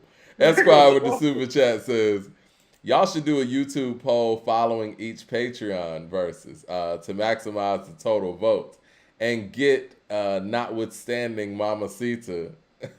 He said, notwithstanding Mamacita, Coop/Cash won that. Okay. Well, I want to see where. No, I said I wanted to put it up in YouTube because that's what I'm saying. Like all of y'all doing this generalized like head stuff. It's like no, y'all not calling it right. Like, and here's what I tell you. Like, how about this? The art of storytelling part 2. That's more innovative. That's more creative. That's one of those songs that rounds a Clementine into the classic it is.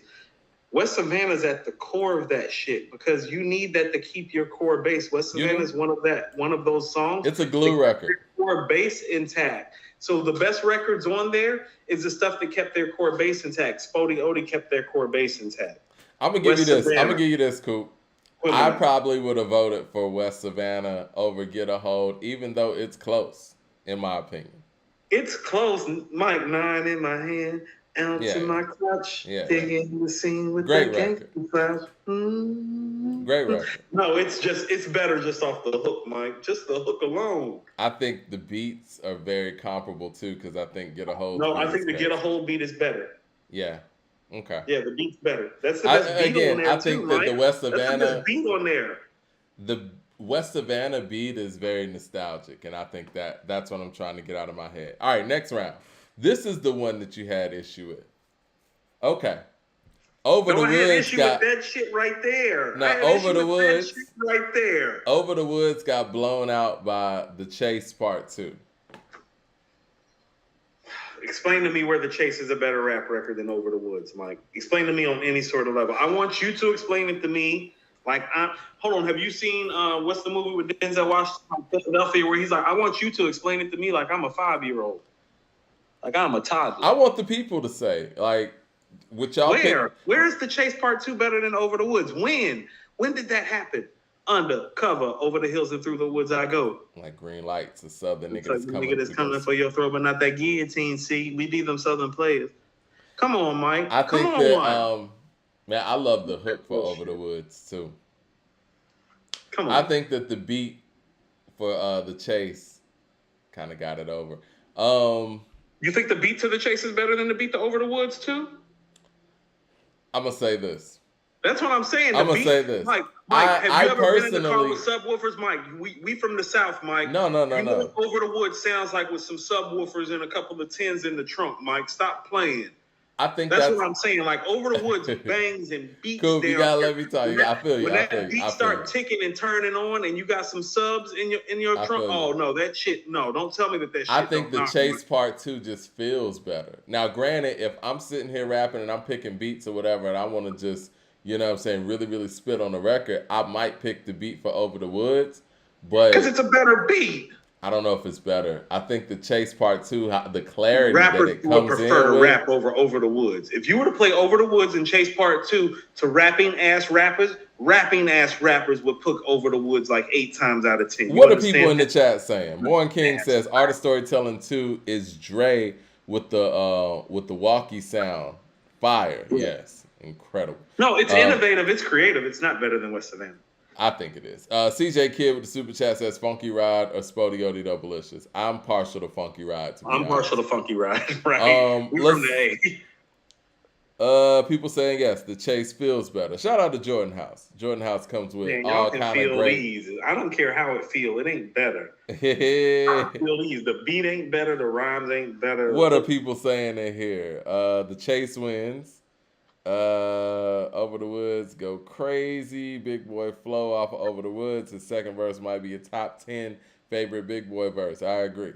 I agree. Let's see. It's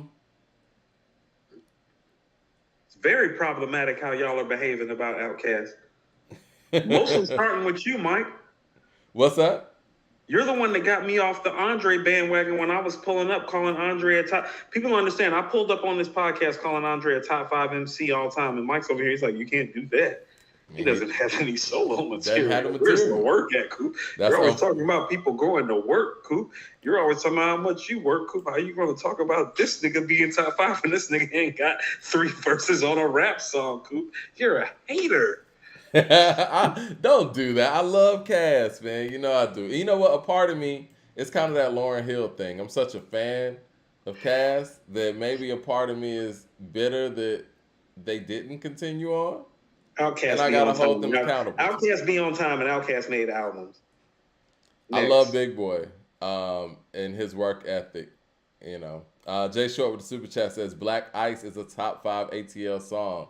Lyrics to Go is mid. Tribe Called Quest. Oh man, that's what I'm. Thank you for somebody saying. There's some hoes in this house. Damn right. I'm thinking about the way you scold me. Girls be sucking me dry like deserts. My body, gotty hotties and honey dips, liking the way you do me. Screw me and make my money flip.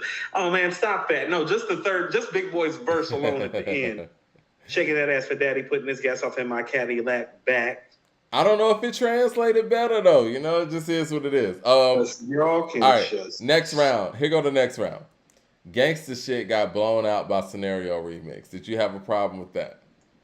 I expect Scenario Remix to blow out most things. Okay. Next round. Mamacita got blown out by 8 Million Stories. That was my mistake. Okay. Yeah. In the next round, Players Ball blew out Hold Tight Remix. I just wanted to play Hold Tight. I ain't really have nothing for Players Ball in that round. You did. Thought Process. Oh, here we go. It's very problematic. Thought Process. Very problematic. Thought Process loses to Footprints. I'm just going to be quiet. I'm with that. I'm going to let you think about your Southern roots for a second. You gonna put my Southern roots against me? I love Thought Process. I want you to tell me where in the fuck Footprints is better than Thought Process. Because CeeLo and Andre's verse on Thought Process is better than every part of Footprints, and you know it. I mean, I love Cujo's verse now too. Go. Cujo's verse is... stick to CeeLo. We can stick to the traditional classic legendary verses being spit at the end of Thought Process, which are the last 2. And I played the obviously Andre's verse, which is literally his come out verse as an upper echelon lyricist. Now, Footprints isn't even a top 10 Tribe song. This is probably one of Dre's 10 biggest moments as an MC. And y'all like, oh, give me Footprints. Well, Footprints was epic. Y'all some groupies. Footprints is epic. It is not epic. Footprints is epic. I wish I could play it right now on the show, but, you know, copyright stuff. For the people out there, go to your streaming platforms. Play Footprints and play Thought Process. Which song are you playing first? Ray Rims of the Super Chat says West Savannah over Black Republican by Jay-Z and Nas. No coup. CJ Kidd with the Super Chat says... Give me West Savannah over Black Republican too. Yes. CJ Kidd says do a Thriller versus Purple Rain. We would love to. We did that. We did that, but we didn't play the music. Ooh, we get to play the music. Yeah, we did that, but we didn't play the music. Mike, if we play the music. Yeah, right. I might be in trouble. Okay, so this next round. Might be in trouble if we play the music, Mike. Next round, Elevators beat Excursions. You don't have an issue with that. I don't think anybody would. Next round, Check the Rhyme beats Wakumana. I don't know if I agree with that. You got a problem with that? It's Check the Rhyme. It's a hip hop classic. I get it. Where do you think about Aquemini? Where do you think Aquemini ranks in terms of Outkast best records, best songs? It's up there, I think. It's an easy top 10 Outkast song, wouldn't you say? That's one of their 10 best songs. You can't tell me that Aquemini is not one of their 10 best songs. I think it could be. Esquire says the streets need Face versus Cube. Yeah, the streets do need that. I think we need to do that. This is the only reason why I hesitate, right, Coop? I feel like Outkast evolved and changed so much.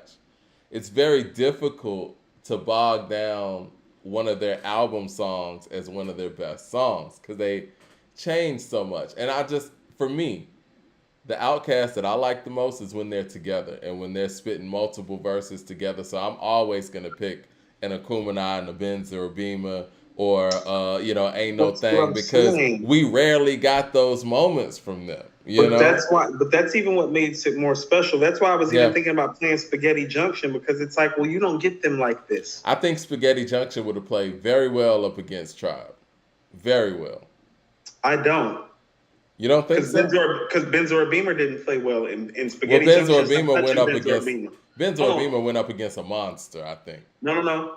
Fuck all that. it did. But Benzor Beamer, That like matters. Spaghetti Junction, but Spaghetti Junction's not. How about this? Do you think Spaghetti Junction is even touching In Due Time? Because I don't think In Due Time is touching Benzor Beamer, and I don't think Spaghetti Junction is touching In Due Time. So why would I play Spaghetti In Due Junction Time and when Spaghetti Benzor Beamer is sitting up here getting blasted out the water? I think that Spaghetti Junction and In Due Time are comparable, and that's just speaking to how highly I think of Spaghetti Junction. And again, that is the very last time we heard that. I don't know about that, but okay. Dre, niggas elope with ski slopes and fall like avalanches. That's how you start in the verse? Mike, hold on, Mike. Where does the sample from the Art of Storytelling 2 come from? That comes from, damn it, I forgot the band. No, the Dre sample. Who said you're talking about, supposed to die? Well, that comes from In Due Time. But yeah, I thought you were talking about Okay, say less. When do you hear Outkast sample their own selves? That doesn't happen a whole lot. On the Art of Storytelling Part 2 from But I think there was a thing. I think there was a thing with Cass, and I remember when Dre did this on what record was that when he said keep on holding on like Goody Mo because there's a better day tomorrow. He said that on Benzo Bema. And I think that he wants to shout out records that are lesser known from their camp. I think that was kind of what their thing was. They felt like In Due Time got slept on. So it's like, let's use that. You know what I'm saying? Right. The world is yelling hootie hoo, but in my pocket, nothing but gum and lint, some like shit. I'm broke, nothing but hopes of big boy. Tell him what you toting. Right. Coming up. Jersey with 4 keys up in my trunk. CJ Kid with the super chat says, to get that motherfucker Off the Wall versus Sign of the Times. That actually might be more interesting than people think. The versatility on Sign of the Times is incredible. You don't want to do that either, I don't think. No, you do want to do that. I got both of those records right here on vinyl, so I'm a big fan of both. So I don't have Off the Wall on vinyl. I do have Sign of the Times on vinyl. Yeah. I need to get Off the Wall on vinyl, though. I do. Here was another one. Bugging Out beat Southern Playalistic. I don't agree with that at all. You didn't agree with that? That was close, you agree with that? It was 53.8% to 46.2%. I don't care if it was 51.1 to 49.9. I think Bug It Out might have had more of an impact. That's what I'm saying. Tribe's middle level hits are beating some of Cass's biggest hits. That's why it's like, biggest hits. You think that Southern Playalistic is one of Cass's biggest hits? Yes. I think the thing is, man, records like Southern Playalistic specifically, it obviously didn't have the impact that Players Ball did, and it's not Get Up, Get Out. It just fell in the middle, and they changed so much that they never really gave us room to revere records like that. You know what I'm saying? Like, I feel like it's the best beat between the three. Oh, no. I'm with you. I think it's the best hook probably on the whole album. It's beautiful. Hold on. I was about to say, it's one of the best. I was about to say, along with Get Up, Get Out and Crumbling Herb, it might be the best hook on the album. No, the way it's put together, though. Like, the chords and shit. Yeah. The composition and arrangement of the song, I actually think the song overall is better than Players Ball and Get Up, Get Out. It's just CeeLo's verse is so scene stealing on Get Up, Get Out. Yeah. And Players Ball is such a moment for the South. But Southern Playalistic is the best song of the three, actually. I'm not mad at that. And I think that it falls through the cracks because A, it wasn't first, and B, it's not Get Up, Get Out as far as from a contextual standpoint. And I think that the biggest thing about this, Coop, Cass changed so much. They never really gave you an opportunity to go back. I told you, them not having a pocket hurts them in a versus. Yeah, and it's like they never really came back to their root records so you can really appreciate them. Same thing with Well, West Savannah. Like we should be hearing West Savannah now. And I think a lot of that is on how they continuously evolved and never came back to anything. Well, how about this? You don't know how to play their classic stuff because it's like you really don't know what their classic stuff is necessarily per se. It's like they said right before Rosa Parks, like first they were some pimps, then they were some aliens. It's like, I don't know, I ain't fucking with them niggas no more. You know what I mean? When you think about it though, really like that. I mean, we don't even have to go to a stretch like Southern Playalistic to Miss Jackson. That clearly don't even sound like the same group. Southern Playalistic to Elevators doesn't sound like the same group. Okay, so here's what I would submit to you. And this is where the quality conversation comes in. It's like, okay, so Miss Jackson is a way better bigger record than Southern Playalistic. It's not better by any stretch. Well, let me quote you though. Let me quote you though. Like, you can't say that the hook's better. You can't say the beat's better. You can't say that the rhymes. The rhymes are definitely better. I'm gonna stop you there. I don't know. It's the M.I. crooked letter coming around the South, rolling straight that's hands nostalgia. in that old Southern sauce. Please, ain't nothing but incense in my atmosphere. I'm bending corners in my lack. Why? Because that's how we've been rolling here. I hear you. That shit changed everything. Wasn't nobody talking like that. I feel you, but I met a gypsy and she hit me to some life game to stimulate and activate the left and right brain.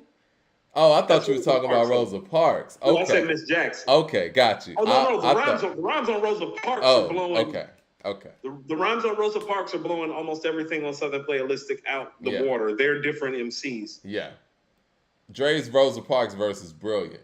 Brilliantly slept on. No, so is Big Boys. ATL Georgia, what do we do for you? Bulldog and hoes like them. No, he's nice. No, Big Boy did his thing on there, but no, Dre took the concept somewhere else. Moment. Yeah, he took when the record get to skipping and slowing down. Yeah, he took the whole concept of everybody moved to the back of the bus and actually contextualized it as a woman that he was sitting on the back of the bus with. There was an elder telling him like, look, you need to get it together. You know what I'm saying? And this ain't gonna last forever. It's the first time that we really start to hear that Andre is taking a look at his mortality in rap music. And he's been chasing it ever since. I didn't like it. I'm gonna be honest with you. And honestly, I feel like when he's talking about that group that ain't coming with it, he's talking about Tribe. Yeah, he's talking about Tribe.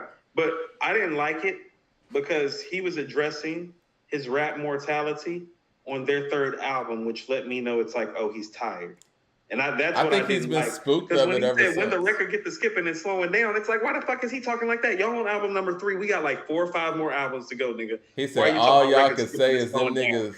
He said all y'all can say is them niggas earn that crown. But then he said until then, to kind of give you some hope. No, this is what I mean is because Rosa Parks is at the beginning of the album, and then you hear how he starts rapping on the Art of Storytelling Part 2, which is like track 10. And then you hear Chunky Fire at the end, and it's just like, oh, record skipping and slowing down and shit. He gave it his all. I feel like as an Outkast fan and as an Andre fan, I feel like he gave his all from a rap standpoint on Akumina, and that was it. Everything else, we never got that rapper. That's why he was talking about it that way. He knew he wasn't about to get in this space anymore, Mike. And then the next verse that he did after Akumina, I want to say is Watch for the Hook on Cool Breeze album, where he says, trying to outdo the last verse that I birthed, that is my curse. He's been trying to outdo Akumina and just gave up doing it. You know what I mean? Like, let me sing. I mean, first of all, as much as I love him on Akumina, you're not like the greatest rapper of all time in 1998, okay?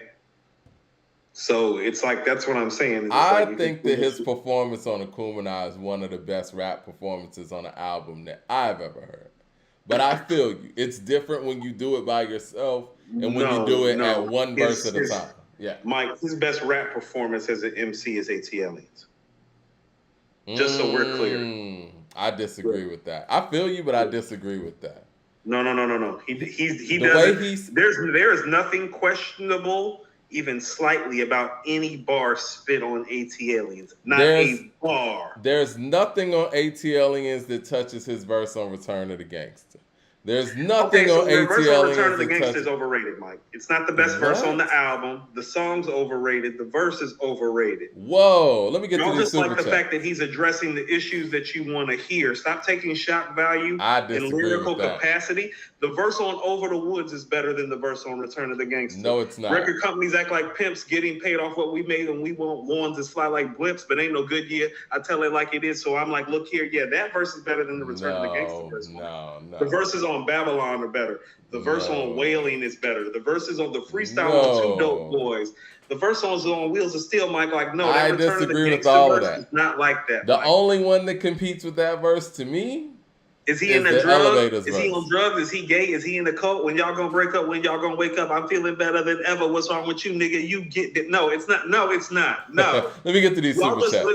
You're interested in the shock value at that point, Mike.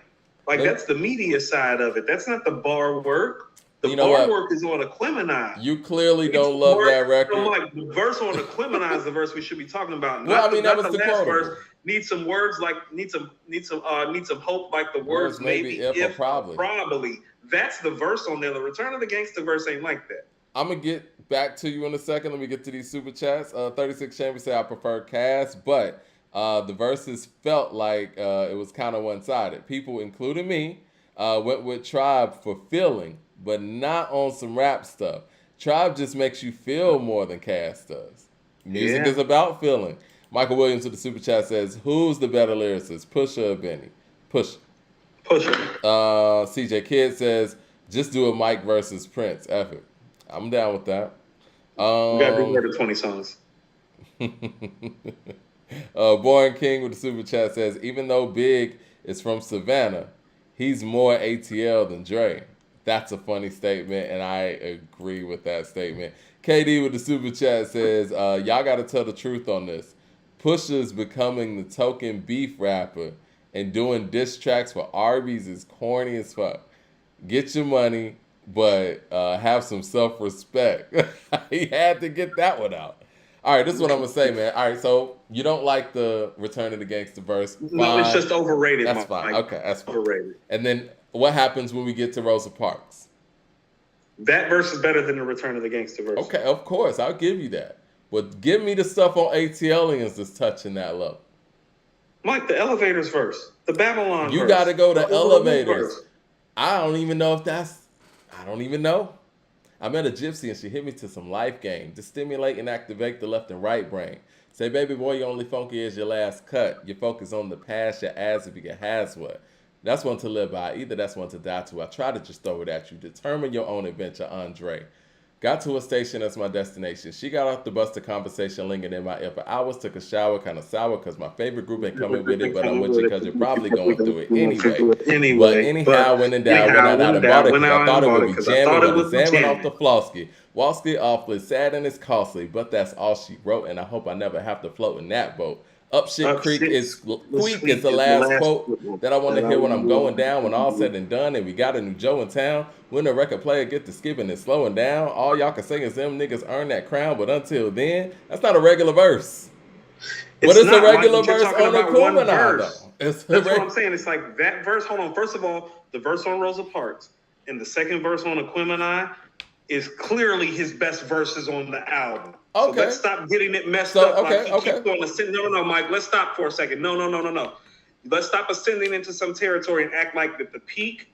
You're describing the peak of what he did on that album. I'm just going track for track. Those two verses are the peak. I was just going track for track. It doesn't get better than that on the album. Well, after that we go. The Chunky Fire verse isn't better. The Mama verse isn't No. That's further down the line. Synthesizer, you can keep Synthesizer. It's the weakest song on the verse is crazy on that. Let me go to the next song. Fine, the common denominator, the nigga numerator, never know who the hater niggas cater to your ego. I'm sorry like Atari, who's the cousin to Calico. It's in Puerto Rico, back on the street like Chico, the barge he large and got a lack in the garage. Come on, man. So can we stop for a second? Mike, and this is what I'm trying to tell you. Return of the Gangster. Rosa Parks. Skewing on the Bar. Aquemini.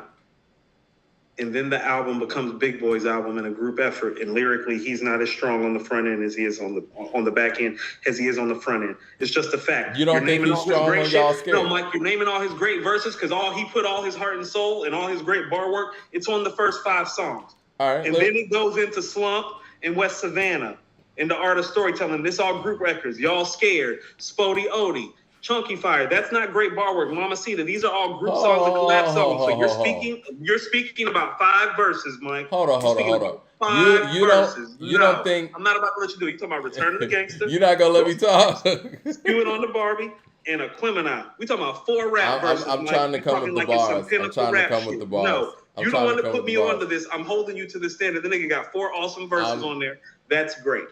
So you didn't like Paragraph and Dent? I'm making 10 cent. Niggas on that Gil Scott dope. Hint. At age 16, they started smoking Billy Clint, and now he's 21, trying to know where the time went. Hey, what's the haps? And say your time elapsed. Have you ever thought of the meaning of the word trap? Baboon on your back, but what's sad is that crack was introduced to Hispanic communities and blacks, and then it spread to white that got everyone's undivided attention because your daughter is on it and you can't hide it. Maybe your son tried it. Rehab too crowded. You scared, she scared, they scared. I said they scared to talk about it. It's regular verses. It's not better than Over the Woods. It's not better than Babylon. It's not better than Elevators. You're naming the same records. Okay, Jay Short. Right, but Mike, but you keep going to weaker records. Every time you name a record, like the lyrics get a little bit weaker. Like, first of all, Return of the Gangster's not like that. Rosa Parks, Aquemini, and Skew the Barb is the peak of where he's at lyrically on that album. So not Art of Storytelling or Art of Storytelling 2? No, that's not peak. Baby, did you hit on your baby? I heard it too. What makes Aquemini beautiful is the songs.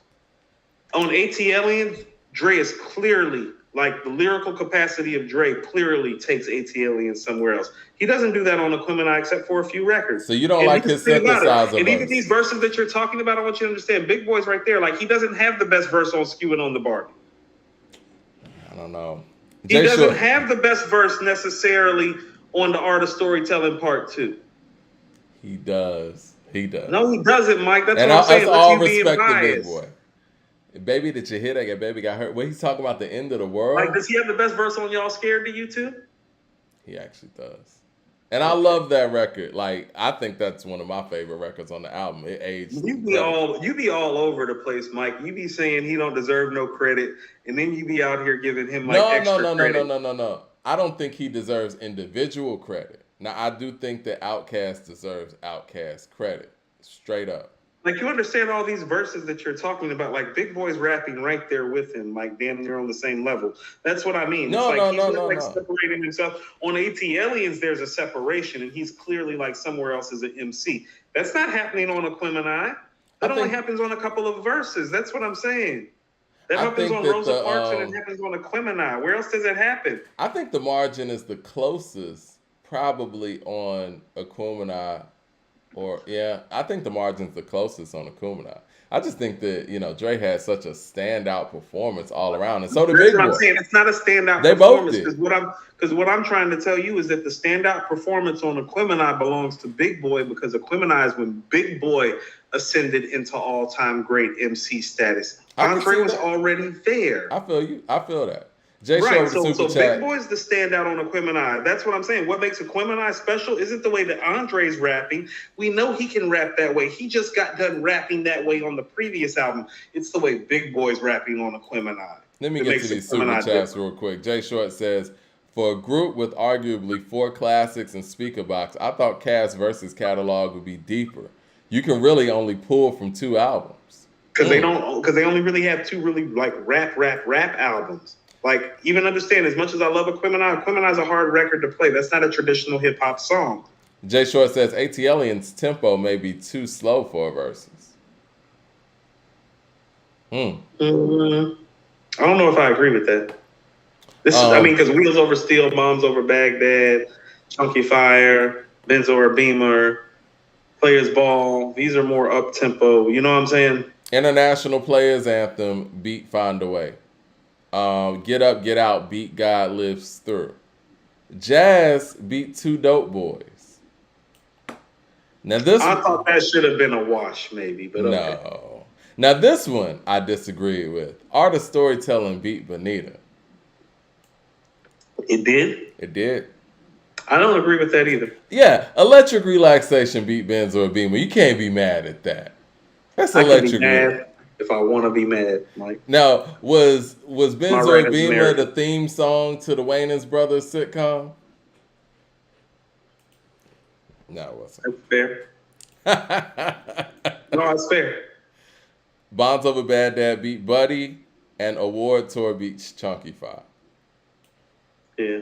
Yeah, I mean, I'm kind of with you on Get a Hold and West Savannah. That could go either way. Like, it was a blowout, Mike. Like a couple of those records, it should have been more. How about this? The way that the Pharrell and Timberland thing is turning out more like a 10-9 with a tie. It's like, no, that's more fair. It was like 11-6 Tribe. I was like, oh, really? That's what we think of Cass? It What we wasn't doing? that bad. It was like 12-8 or something. Hate. Speaking of which, man, let's talk about this Freddie Gibbs production track list that came out. I put on the screen who I was producing on this album. He got Super Miles Swoop, and we got Alchemist on a record as well. Seven Thomas, Kentronada. That's surprising to me. We got 5 Beats. What's that? Nora V.A. Denton. You got Jake One. That's with the Lobster and Omelet, Rick Ross. Boy Wonder, Jaha Sweet, Roderick Chade. What is it? Chahade. That's Space Rabbit. Anderson Paak. JLBs. Then we got Tom Brignick. You got Justice League on Rapid Vision. Pounds. That's 7 pounds. 7 pounds. Is that a Yeah. 7? It looks like Yeah. a J. Oh, J Pounds. J Pounds? Yeah, Okay. J Pounds. J Pounds. Sorry. We got Tommy Bricknick. We got Justice League, DJ Paul, James Blake, Seven Thomas, Sean Mobim. Jahan. Huh? Jahan. Jahan? Oh, no, I was talking about Sean. Oh. Sean Moberger. Then we got Jahan Sweet. You got Seven Thomas again. Got Madlib, DJ Jahai. What do you think about this production list? There's a lot of people involved in this project. Can I tell you what's fascinating about this? What's that? Are you familiar with these producers? A few of them. Okay, so Mike, most of these producers are actually like R&B and pop. That's what I producers, thought. right? From what I was reading, the names that I recognize, they're not really hip hop producers. These are cats that do the records for like Beyonce. Yeah. Like when they do work with hip hop artists, they work with Trav. Yeah. Or Jay. You know what I'm saying? Drake, Wayne. Right. But other than that, most of those producers who you named off, outside of the obvious, like obviously as a hip hop fan, you're familiar with DJ Paul. You're familiar with Alchemist. Most of those names on there that you're not familiar with, those are actually R&B and pop producers. There's actually more pop producers than rap producers on this album. Well, the Kentronada name, that kind of told me everything. Like, Kentronada doesn't do a lot of rap records. Most of these guys don't do a lot of rap records. That's what I'm saying. Unless it's like Trav or Drake or Wayne or Jay, they don't do rap records really. And so what I think we're about to hear sonically is potentially what we talked about. Remember when Ye did Late Registration? Mm-hmm. John Bryan co-executive produced it with him. And it was like hip hop based, but it had a different element sound wise to it, because he was dealing with, quite frankly, a pop producer who had sold like, diamond level albums. You know what I'm saying? I think there could be some of that going on here. And here's the main thing that I thought about when I saw this production list when you sent it over to me. That's why he's rapping over the A. Marie, Why Don't We Fall in Love beat. Possibly. Because he's actually going to be rapping. It's foreshadowing. He was foreshadowing the type of shit that he's actually about to be rapping on. Because these are R&B and pop producers. So this sonically, do not expect to hear like anything like Alfredo or Bandana wise. But I love it, because if he pulls this off and can synchronize this properly, it is going to be album of the year is what I thought. Born King with the super chat says, in my opinion, I liked J. Cole's verse better than Dre's on Beyonce's song Party. Interesting. Mad Max says, based off of the hype, watch the Freddie album be underwhelming. I'm ready for Rome streets. Born King says, can't wait for the new Prodigy on Friday. That's that's happening when we're dropping the Prodigy Friday? Great. So Prodigy and Gibbs on Friday. It's going to be a great show. Jay Short says, Queens versus Brooklyn. I would like to do that. In terms of what? If we were doing a matchup, like how we normally do, just do a Queens versus Brooklyn. Pick 20 songs from Queens, 20 songs from Brooklyn. I like it. Okay. First of all, don't like that. I mean, who you want? I mean, it don't matter. No, you get to play Biggie records. Who said I got Brooklyn? I'll take Queens. I wouldn't do that if I was you. If I get to play Biggie records, because like, man, Queens got big records. Mike, if I got Brooklyn, it's like you're hearing 7 Biggie records because I'm going to make sure that you don't win. So well, like if I got Queens, I got Nas, I got LL, I got Tribe, I got some shit to pull from. Yeah, I can balance out the Biggie shit with some LL shit. I can do that. I got Run DMC. That's what I'm saying. Like I got Run DMC. Hit making level, I got Biggie and I got Jay. That's hard to beat. You got to think about how a versus plays, not how. This is what I'm saying. We're talking about how a versus player, how the quality of the song play. Because if this quality of the song play, it's like I'll take Queens too. But if we're talking about the record, fine, take Brooklyn. I'll take Queens. I don't know. Let me think about it. I'll take Queens. No, let me think about it. I'll think about it. I'll let the people decide who they want us to take. Who y'all want us to take? Reggie with the super chat says the Bay versus Oakland. Wow. Listen, we can do a Cali one too. 007 says Queens. 007 says Queens, allow me to step in. Yeah, I want to take Queens, honestly, man. I mean, if you feel like Brooklyn got it like that. No, I don't feel like Brooklyn got it, but Big got it. Like I told you in the verses, the only thing that frightens me about Big in the verses is Tupac and Doggy Style. It's big, Mike. You got Big. It ain't just big. It ain't just big. It's big. How about this? Big's the only guy from New York that can take those LL classics off the table with ease. He's the only guy, like, who has the type of records where it's like, oh no, I know that's Jingling Baby, but this is Big Papa.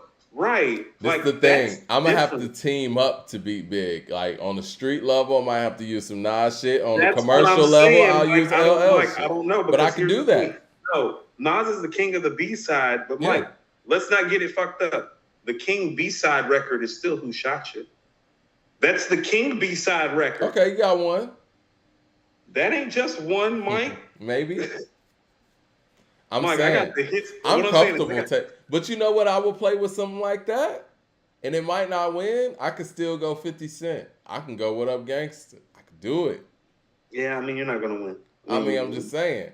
I still got that in the wheelhouse, though. I like what Queens has. I'll take Queens. I want Queens.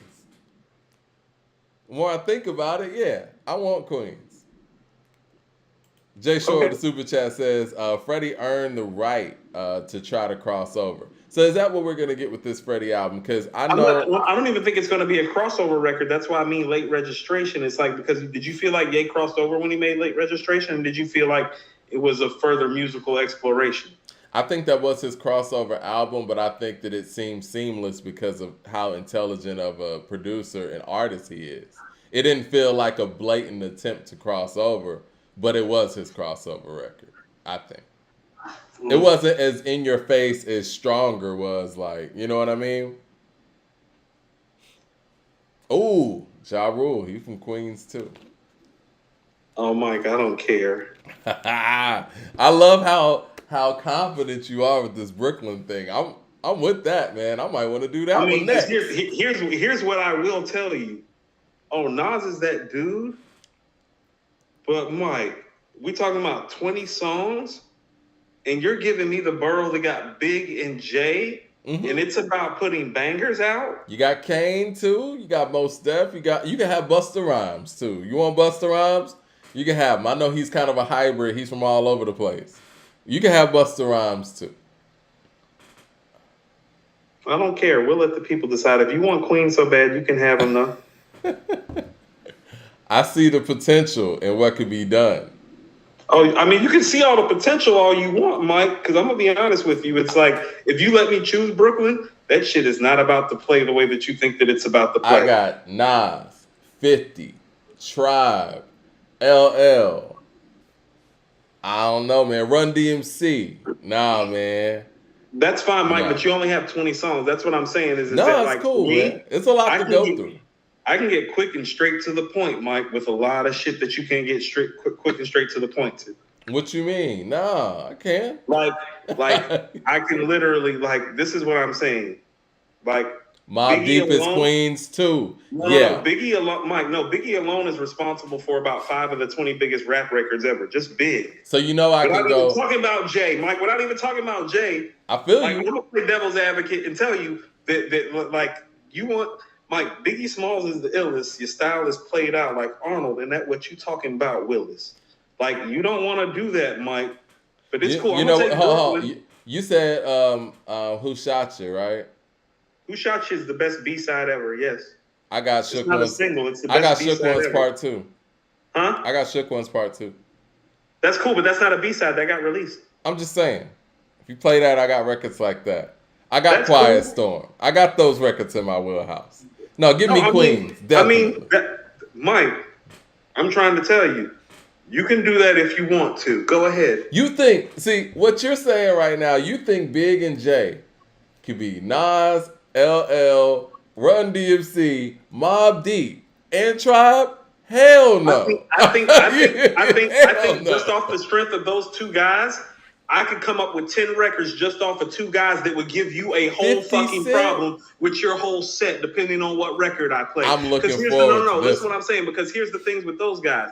I can play their street shit and their club shit, and it still bangs about the same. It's a whole problem for you, because you got L and Nas and a couple of classic Mobb Deep joints. I know what you have. You play that Run DMC shit if you want to, Mike. I'm going to hit you with so many Biggie and J records. None of them Run DMC records are going to make the light of day. Okay. I promise you. Okay. I promise you. I will step on the. Don't do that to yourself, Mike. I'll tell you this. You got yourself a gun. I'll tell you this. I'm comfortable playing Run DMC records up against Jay's biggest records. What are Jay's biggest records? No, Mike, that's what I'm saying. I don't have to play his biggest records. He's so epic, I can play You Don't Know, an imaginary player. Well, if you're going to go that route, then I'm going to go Made You Look and stuff. Like, you know what I'm saying? Like, it is what it is. No, you can't, Mike. You can if you want to. You can if you want to. I would love to. Oh, man. Are we doing that one this week? We are now, Mike. I don't believe I'm taking Brooklyn, but I'm taking Brooklyn. Oh, yeah. I love this. KD with the super chat says, how about a versus by the year? Example, 2005 versus 2003. We can do that too. You know what I'm saying? But no, this one I'm excited about. 007 says, Coop forgot. I will be chiming in. Mike, say less. Definitely. Shout out to you. I mean, what you understand, it's like, hold on, you do understand that that's like, when I pick Brooklyn, it's like, I got one more chance. And Big Papa, and Juicy. You do? And Unbelievable, and the 10 Crack Commandments, and Kicking the Door. Good fucking luck, Mike, and What's Beef. And I Got a Story to Tell. You got all those records. And Long Kiss Goodnight, and You're Nobody Till Somebody Kills You, and Last Days, and Notorious Thugs. That's just the Biggie shit, Mike. That's just some of the Biggie shit. I didn't even say Who Shot You. You're in all kinds of trouble, Mike. Because you were better off picking Death Row versus Bad Boy. No. We all know Death Row drag Bad Boy. Mike, you can play Made You Look if you want. Because how about this? I'm going to make you play Made You Look. And then I'm going to play Who Shot You. And we going to see. You know me. Play You Don't Know. You know me, Coop. I might start it off with Made You Look. Mike, I got Biggie. There's no telling what I may start off. Matter of fact, Mike, I know what I'm starting off with. Okay. Yeah, you're in all kinds of trouble. I want to set it off with a Made You Look. I wouldn't do that if I was you. You know me, I'm crazy, man. Well, you're still the victor right now, so you get to choose. So if you want to set it off, Mike, you set it off. Mad Max with the super chat says, based on how I think y'all gonna pick it, Coop, it might get dark for you because Generation BK. I'm sorry, but But in Generation BK is better than Queens. Even now, Queens has only got Nicki. BK had Fab, Pop Smoke, and Drill. In general, okay. BK got a lot, man. I think I got AZ, Mike. You got Black Star too. I don't need that. But whatever. I don't. You got Lil' Kim. I got most. Right. I got Kim. Say that again. You got Foxy. I know. Mike, I'm aware of what I have. That's what I'm saying. You got Kane. You got AZ. Mike, I'm aware. I'm aware of what I have. You got a lot. No. I want to see how you're going to move this goalpost when I play the records and I'm about to play. I want to see I'm not moving anything. This is on the people. No. We're going to see how you move the goalpost on this one because, Mike, I'm going to say this, though. I'm going to have to start really digging in now because there's going to be a lot of music to go through. And might as well do it this week. Fuck it. Chris says, Coop, Jay-Z's music has not aged well as Biggie's stuff. Will not win like you think. I'm 48. Rethink, Coop. Yeah, man. I'm comfortable putting LL and Run DMC's hits up against Jay's hits. And I'm comfortable playing Jay's hits, Mike. This is what I'm comfortable with doing. Who said I was playing Jay's hits? I got Biggie. I don't need to play Jay's hits. Let me finish. That's what I'm saying. You know what I'm to play Jay's B-sides. I got hits. I got big. I don't need to play one Jay-Z single to beat you. Well, this is what I'm gonna do, Coop. And I'm gonna give you a window. I'm gonna give you a window into my strategy a little bit. I'm gonna play this like positions. Nas is gonna be my guy to handle the B-side stuff. Mobb Deep's gonna be my guys to handle the B-side stuff. LL, Tribe, 50, Run DMC, those are my hits, guys. First of all, outside of Nas, the only person that worries me on the B-side is Nas because Biggie's B-sides are as good as Mobb Deep's B-sides because most of Mobb Deep's B-sides aren't B-sides, they're A-sides. Give Up the Goods ain't no fucking B-side. Shook Ones ain't no B-side. Survival of the Fittest ain't no B-side. That's an A-side, okay? Well, they don't have B-sides. Well, Mobb Deep's Mobb Deep's B-sides are still shining in Nighttime Vulture. So if you're playing their B-sides against Biggie's B-sides, you're going to die a slow death. I don't like to use the term B-side. If you want to play their A-side shit, you're still going to die a slow death. Biggie Smalls is the illest. I don't like using the term B-sides. These are street hits. And nobody has better street hits than Mobb Deep. And that's just real. No, Mike, that's what I'm trying to tell you is that the one guy that actually does match them with their street hit making capability is Biggie. That's why it's like I'm not worried. Like that Quiet Storm and Shook One's thing, like that's a whole problem for somebody that doesn't have Biggie. Jay Short with the super chat says the people in the chat want Queens versus BK next. Okay. Right. Well, we got to get the people what they want. Like play Quiet Storm and watch what I drop on you and destroy you. Okay. 36 Chambers says, I dare you to play Quiet Storm before me. I dare you to lead something off of Quiet Storm where I get the rebuttal, and I'm going to let you know what time it is. 36 Chambers says, y'all going to have too much music for 20 songs. No, we're not. We're going to have to do this like a greatest hits type of thing. Yeah. So it's like, I'm going to look at individual acts, and I'm going to be like, I need 2 from this person. I got to make cuts. You know what I'm saying? Like, certain people just might not make the cut. I'm trying to think of what some dark horses are going to be, but I got to plan. I'll tell you somebody that's super affiliated with Queens might want to look into some of your Capone and Noriega stuff. Well, somebody just said that. The Combs 444 says, Mike, you got 50, Lost Boys, and CNN. Thank you for the Lost Boys. I was actually thinking 50 and Lost Boys are your wild card stuff. They really are. They really are. Because, I'm a big Lost Boys fan, by the way. Because if all things are even and you can sneak a 50 or a Lost Boys joint in for a win, you can. But the problem with this is that the only 50 joint that you got that I really think has a chance of winning anything is In the Club. If you play any other 50 shit, I'm going to make it a point to make sure that it doesn't win. In the Club is a smash. No, In the Club's going to be hard to beat. How about this? If there's a top 20 list coming out of Queens and it doesn't have In the Club on it, you're either trying to play it a certain way or you're slighting 50. Yeah. Just truthfully. Ray Realms with the super chat says West Savannah versus So Appalled. Which track wins? Check out my So last message. Spooky, my brothers. When I type super chat, it won't let me send. YouTube is hating on us. Come on, man. Appreciate the super chat. Reggie says, Mike, what you gonna do when Coop plays 6ix9ine? He from Brooklyn. Jay Shore with the super chat says 25 for next. So we get depth and a clear winner. Y'all want to do 25? nah. I think, all right, this is what we'll do. If there is a tie, then we just add up all the individual points.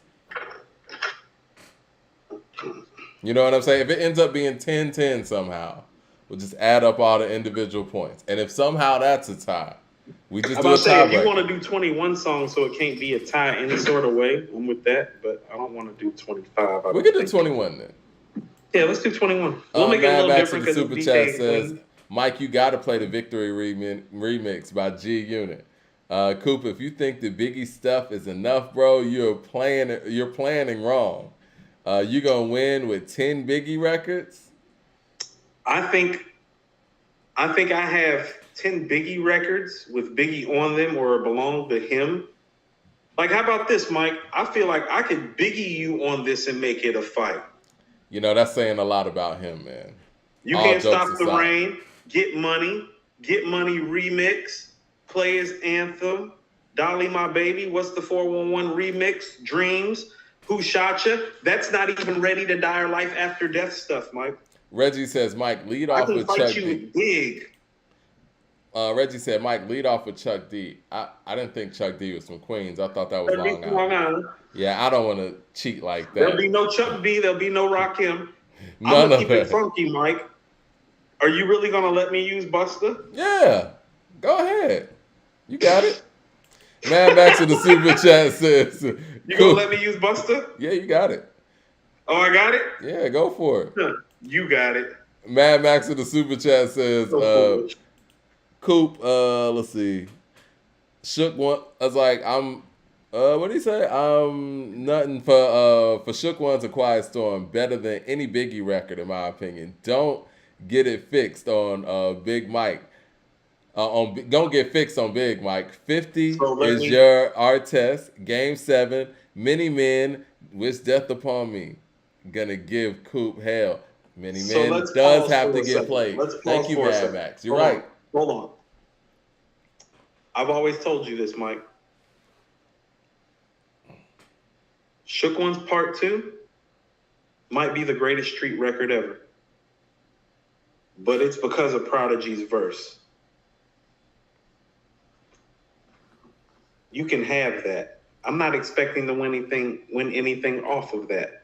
Okay. Because that record, just off the nostalgic purposes, is going to be hard to beat. But, Mike, if you think people don't feel the same way about Who Shot You, you're fucking tripping. No.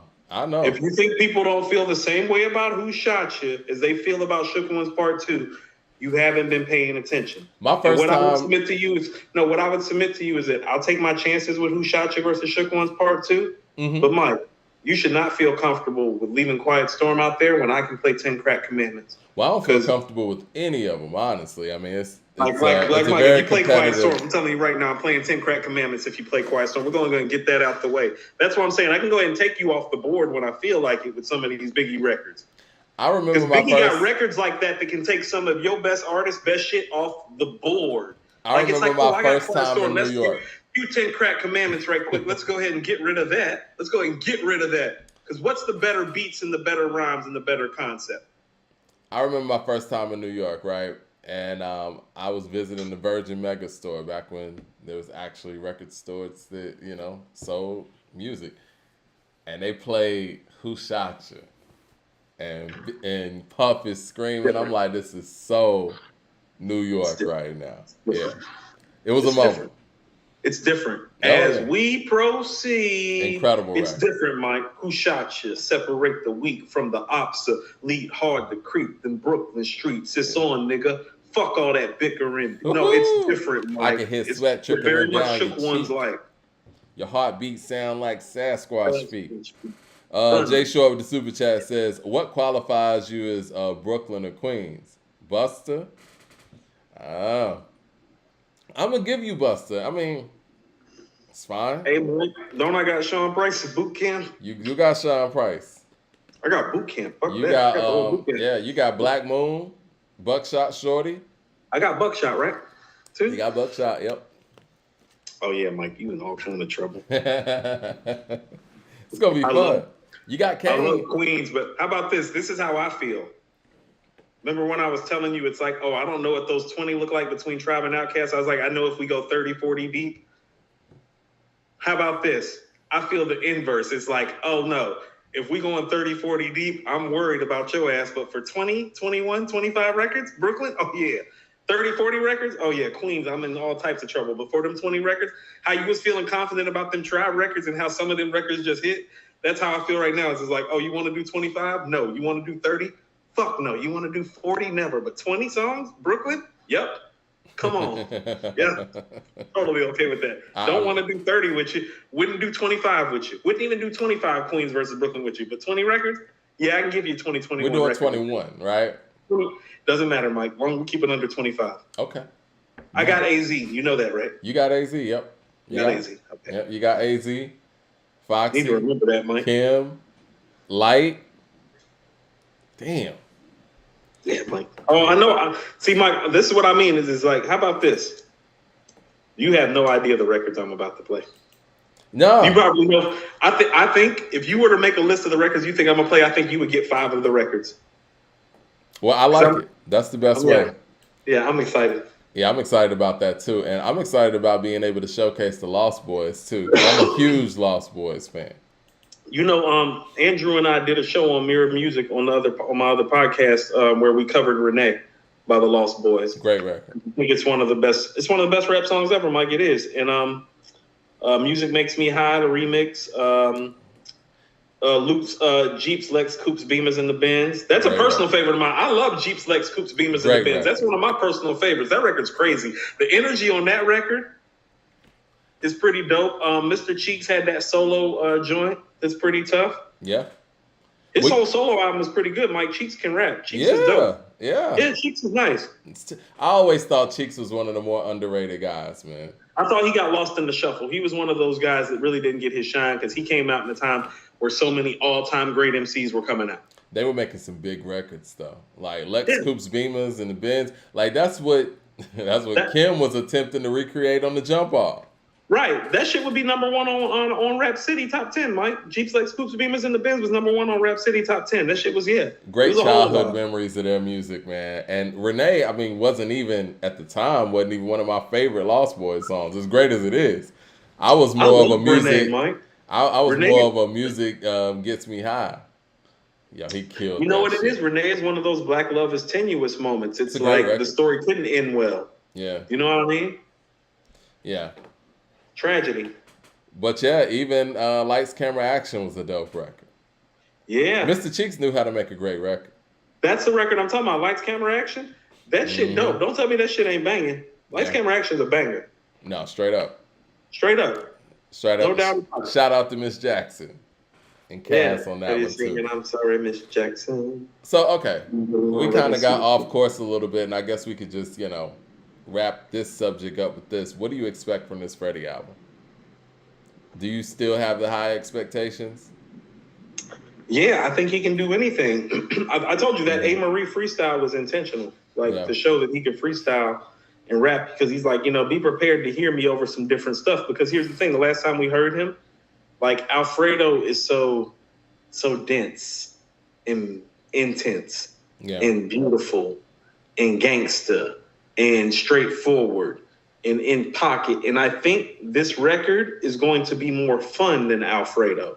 But that doesn't mean that it can't be better. It's that's what I'm saying. I'm very fascinated at the production choices, because he's obviously keeping some core rap stuff and some core rappers. So he understands his base, because he's got guys like Pusha T and Scarface on here. And there are producers like Alchemist and DJ Paul on here. So it's going to be on some rap shit. And I can see from the track list that he's going to make sure of that.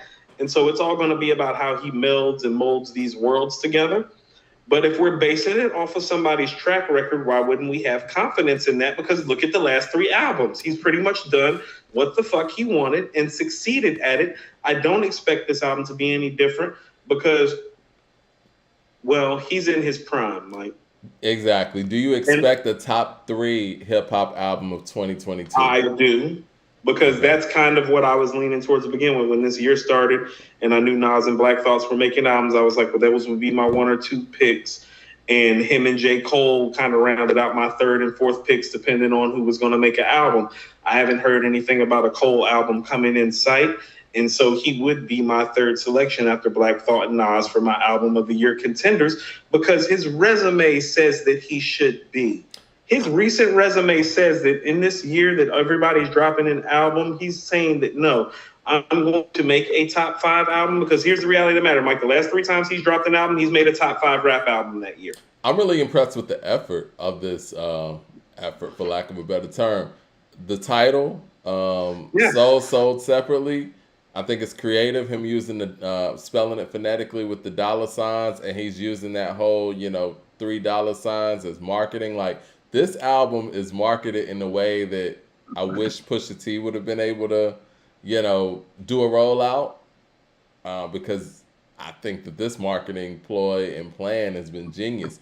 And I think that if he's putting all of this into this effort, and like you said, he's at the level that he's currently at and the songs that we've heard so far, and the fact that the record with Jadakiss is not on here, this is going to be a really good album. Black Illuminati's not even on here. I told you, Mike, that's when I was like, whoa. Yeah, Black Illuminati's not on here. He got some heat. Like, how about this? We were just having that conversation about all the unreleased Nas stuff that goes down. Like, you know what I'm saying? Just, how about this? Black Illuminati is something that would register very, very high on the unreleased Nas catalog type stuff. Like, that's not a regular unreleased track. That's closer to a Do-Rags Blazer 50 level track. It shut down the internet when it came out. Huh? It shut down the internet when it came out. This shit fire, Mike. It was one of the best rap songs last year that I heard. Period, point blank. From the time I heard, remember, Mike, when I sent it to you, I said, this is one of the best rap songs I heard this year, without question. I heard it one time when I sent you that text. Because I only needed to hear it one time. I was like, these niggas are going bananas on this bananas beat. Miss LB with the super chat says, can Mike use Eric B and Rakim songs? Because no, Eric B is from Queens. Nah, I ain't going to do that. No. Rakim is from Wine Dance, Long Island. There'll be no Rakim. I would not be doing this if there'll be some Rakim. Chris says, Coop, see why you losing. The music is not standing out like that. Mike is beating you because overhyping Big and J, because you're overhyping Big and J songs. Well, we'll just have to let the speakers do the talking. He says you're overhyping Big and J records. First of all, I'm picking Brooklyn. So it's like, I don't know who you think the best MCs to come out of Brooklyn are. But when you walk into a heavyweight fight, Mike, you don't walk in with your lightweight artillery. You don't walk into a heavyweight fight and decide to throw jabs unless your name's Muhammad Ali, as in unless you're the greatest. Ray Realms with the super chat says, Coop, what's up, gang? What up, gangsta has rung off in the clubs at 99% of the time since it's been out. Even the ladies go nuts. Coop, Queens is unbeatable in the verses. I'll tell you what. I still play What Up Gangsta. I worked out the What Up Gangsta at 6 o'clock this morning. I did. It's one of the records that I play when I'm working out, especially when it's like super early and you need your motivation. It's like you're up, but you're not motivated and you're like, well, I need to work out since I'm up. It's like, no, I play What Up Gangsta. It's the shit. I got Diggable Planets too. I thought they was from Brooklyn. They are. Okay. Yeah, I'm about to say. No, I thought they were from Brooklyn. They are. Flatbush, right? Yeah, you got them. Yeah, I believe the chick is for certain. Yeah. No, they all from Brooklyn. They all from Brooklyn, right? Yeah. It was 2 chicks, right? Yeah. Yeah. I love Ladybug Mecca, man. I think she's so understated in our culture, man. Like, she used to come in them records so smooth. Yeah, it's just not enough work. But I think that she set the foundation for somebody like Lauren to come in and do what she did with the Fugees. Maybe. Because we never really had not since like Chirac from Funky 4+1, we never really had a female that was just in a group with dudes like that. They say Ladybug from DC. Didn't even know. Okay. Man with the super chat says, is the fall off and KD3 still on the way? I hope so. I don't know about the fall off. That's J. Cole. But KD3 is. What I was going to say, though, can you use Guru? Is that Boston? He's from Boston. Okay. Pretty's from Texas. Okay. Even though they were housed out in Brooklyn, I'm not going to do that. Okay. I feel the same way about, the Eric B stuff. And, That's why I was asking you if you was going to let me use Buster, because it's like, I know Buster went to high school in Brooklyn with Jay and with Big, but some of the Brooklyn roots have been questioned because he was kind of shuttled between Long Island and Brooklyn parentally, I think, maybe. Yeah. Right. I don't have a problem with Buster being used. I think he reps Brooklyn kind of, though, doesn't he? He does. He does. Even though it feels like his roots are more Long Island-ish, just based on the people that he was around. I mean, Chuck D gave him his name and all that stuff, but I feel like he reps Brooklyn. Me too. Yeah. I feel like a lot of the stuff happened for him in Brooklyn, too. Yeah. Like musically. It's like, how about this? I mean, you're giving me Prodigy. I mean, technically, Prodigy's not from Queens, right? From Hempstead, yeah, he's from Long Island, yeah, right. So. But here's what I'm saying is like, even musically me, it's like when people ask me where I was from musically, I would always say Charlotte, because even though I'd spent more time in Atlanta, the music started for me in Charlotte. Yeah. Like my family's from Charlotte, but the music started for me in Charlotte. So as an artist, it's like, well, I'm from Charlotte because the music started in Charlotte. And so I think that's one of those things with Busta too, is it's like, well, Busta really from Long Island, but I think the music is Brooklyn. You got Camp Lo? They Brooklyn, right? I believe so. You get Lucini. Hold on. One of them might be from Long Island too, I thought. But yeah, I think so. Hold on, are they the Bronx? No, hold on, no. Camp Lo the Bronx. Camp Lo is the Bronx. Camp Lo's the Bronx. Right. I'm thinking because they was working with Brooklyn dudes that they were Brooklyn. Yeah, they are the Bronx. Right. You're right. Man, this is going to be interesting, man. It's going to be fun. Yeah, because, you got to really see where Cats is really from. Yeah, I'm going to have to put together a list. Yeah, they're from the Bronx, yeah. Yeah, okay. I'm going to have to put together a list and yeah, just start checking off some songs, man. I'm scared I might hear Brooklyn Zoo or something. Even us. Oh, Old Dirty's from Brooklyn, right? That is correct. Yeah. That's the kind of stuff that I'm afraid of. It's not the Biggie stuff. I can withstand the Biggie stuff. But a record like a Brooklyn Zoo, like... Mike, you know who else is from Brooklyn, right? Who's that? Jizza? The Jizza. Yeah. Yeah. Yeah. Yeah. Well, on that note... Yeah. We might as well get up out of here, man. I mean, it's about time. It's about time to slide. I think we kind of covered everything. We didn't cover that whole situation with female MCs, but we could probably talk about that at a later date. I mean, I don't want to get into the gossipy stuff, but a lot of women in rap right now are kind of going back and forth. And we had a conversation the other day about I guess the unity. Not really the unity. We had a conversation about why the Chez Noirs and Rhapsodies in women in hip hop don't really have the women following that they should have. Because somebody made a point in the chat, I think it was Mad Max, he said that at Chez Noir shows it's number dudes. And it's like and I think that we didn't have an answer for how that gap could be bridged, but I think the answer is actually unity. And I think that if there was a Cardi B, or if Cardi B worked with Rhapsody on something, right? Like, I think that would bring Rhapsody more female fans. So you want to know what's funny? Is that when we were having the Armani conversation about like how she's only a record away, I thought it was very funny. And this is just how our mind is conditioned to work. And this is what I mean about how a lot of these conditions for the women are the men's fault and responsibility more so than the women. Because immediately we started naming off guys that she should do a song with. And I was having an epiphany this week. And I was like, you want to know what? Either Meg or Cardi needs to get all the girls together and do a ladies' night and bring all the girls out.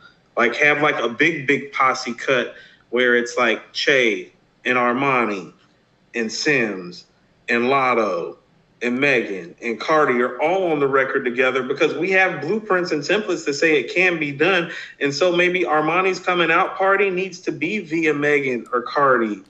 I think that I What do you agree. think of I that? agree with that, but I think that even in Ladies Night, if you look at it, I love we Ladies got to Night, look though. at like Kanye was that bridge in the gap between the backpackers and the mainstream rappers, and I think that the one female MC that did that in her era was Missy. Missy was able to bring any and everybody together, right? Yes, Missy. And I Yes. think that at this point, some of the women collaborations in hip hop, I would like to see it more of a like Megan working with somebody who doesn't do exactly what she does, right? Like again, Megan working with a Shay or Armani or a That's what Rhapsody or something, just mixing it up a little bit. that's what I mean. But it's like no. It's like fuck all that. Bring up. How about this? This is like you could have Megan, Lotto, and Cardi, and then like Che, Armani, and Love, and do a combo record. Right. And because here's the thing, like if I'm not mistaken, Love can sing some. Mm-hmm. There you go. Yeah. I think for real, just mixing and matching those worlds would do a whole lot for just the already thriving female MC. But I think and here's the thing for Megan, for Lotto specifically, it might give them some street credibility that they're lacking. I mean, because they can rap, but I think that they a lot of people rap, don't. But they don't have credibility like they can rap the way Che and Love do because they don't do rap songs. But if you can stand next to a female rapper per se who is known for her bar work, exactly, and hold your own, well, maybe you're going to get more respect in it. If that female can stand next to you on a hit record and show that her bar work isn't compromising the song, maybe that opens up the lane some more. And so maybe even though this problem is a male-dominated problem because it's a male-dominated industry, maybe the women can do a better job about helping each other along. Yeah, because again, when we put out the question the other day where it was like, well, what can Shay Noir do to get more of a woman fan base and get the women to support her more, the only answer I can think of is to, collaborate with some artists that women follow and they might not be aware of what she's doing. Ray Rims with the super chat says, this Queens versus Brooklyn needs to be a series that you guys do at least twice a year. Monday should be a part one of many. It definitely could be a part one of many. Jay Short says, Pusha left the door open for Freddie to take his lane. He's definitely going to take his album of the year claim. That's what I predict. I think it's going to be better than Pusha's album. And I love Pusha. I told you, I'm comfortably. How about this? I will not be surprised if the album of the year drops on Friday. I wouldn't be surprised either. Mad Max says, Megan can't get all of the girls together, Coop. None of them like Megan. She's having relations with their men behind their back. Cardi can, Nicki can, though. Not relations. Maybe. I mean, just to that right quick. Okay, Mad Max. First of all, I'm going to say this respectfully. All of these women can get dick anywhere. Who cares? But either way, I'm speaking to what needs to happen. You know what I'm saying? Like the best thing that these women can do is get together and actually help each other. I thought Ladies Night was a moment. And you're right, Missy was the key because it's like, well, she was working with Lil' Kim, but she was working with the Brat, but she was in radio, so she was dealing with Angie. You know what I mean? Missy Because always was at radio all the together. time. And so it just made sense. And then you add Left Eye to it, I thought Left Eye was so appropriate for the song because in that time period she was the forgotten MC because she was in an R&B group. Right. But her as an MC, she was just as good as a lot of them. She just didn't have the work to speak to it. And I felt like that was kind of like her moment to shine because I still feel like she has the best verse on there. She does, actually. She does. But Missy's the scene stealer, Mike. Missy's Kanye before Kanye. Because the end's still the best part. Where you ain't about to be using me for singing hooks. What I look like, Patti LaBelle or somebody? And the whole airwalking thing. Great. Missy is Kanye before Kanye. Yes, somebody said Missy's the Lady Marmalade glue too. Yeah, she is. I think that solves everybody's quote unquote problems because it's one of those things where people always say, "Oh, well, they always make songs about this or they always make songs about that." If you mix the different worlds together and y'all make songs together, then that alleviates that. But I'm so tired. Quite frankly, I'm so tired of men saying that. It's like, you understand that, like, specifically like with Meg and Lotto and Cardi and like Nicki, you know, they talk the way that we talk. Where you think they got that talk from? Where you think they got that conditioning from? It's like, you think they got that from other women? No, the women got it from the men. And so that's why I be telling people, it's like, if you don't like the way that female rappers talk today, like, look in the fucking mirror and realize like where they got it from. It's like, women talk about men now the way men talk about women. Get the fuck over it. Like, grow up. Like, for real. Like, this is what I remember when we having a conversation late last year and I was like, hip hop still has a lot of growing up to do. Mm-hmm. This is what I'm talking about, because you have to be in a place, in a space, because hip hop's grown now, because hip hop's like about to be what? Like 50? 50, yeah. Hip hop's about to be 50. Let's treat hip hop like a grown adult and understand that the women get to talk like the men if it's okay for the men to talk that way. And on that note, we can get up out of here, man. I'm looking forward to Monday. That's going to be epic. And I'm about to start getting my list together now. You want to know? I'm about to start getting my list together too, because this is going to be epic. Because you want to know what both of our biggest problems are?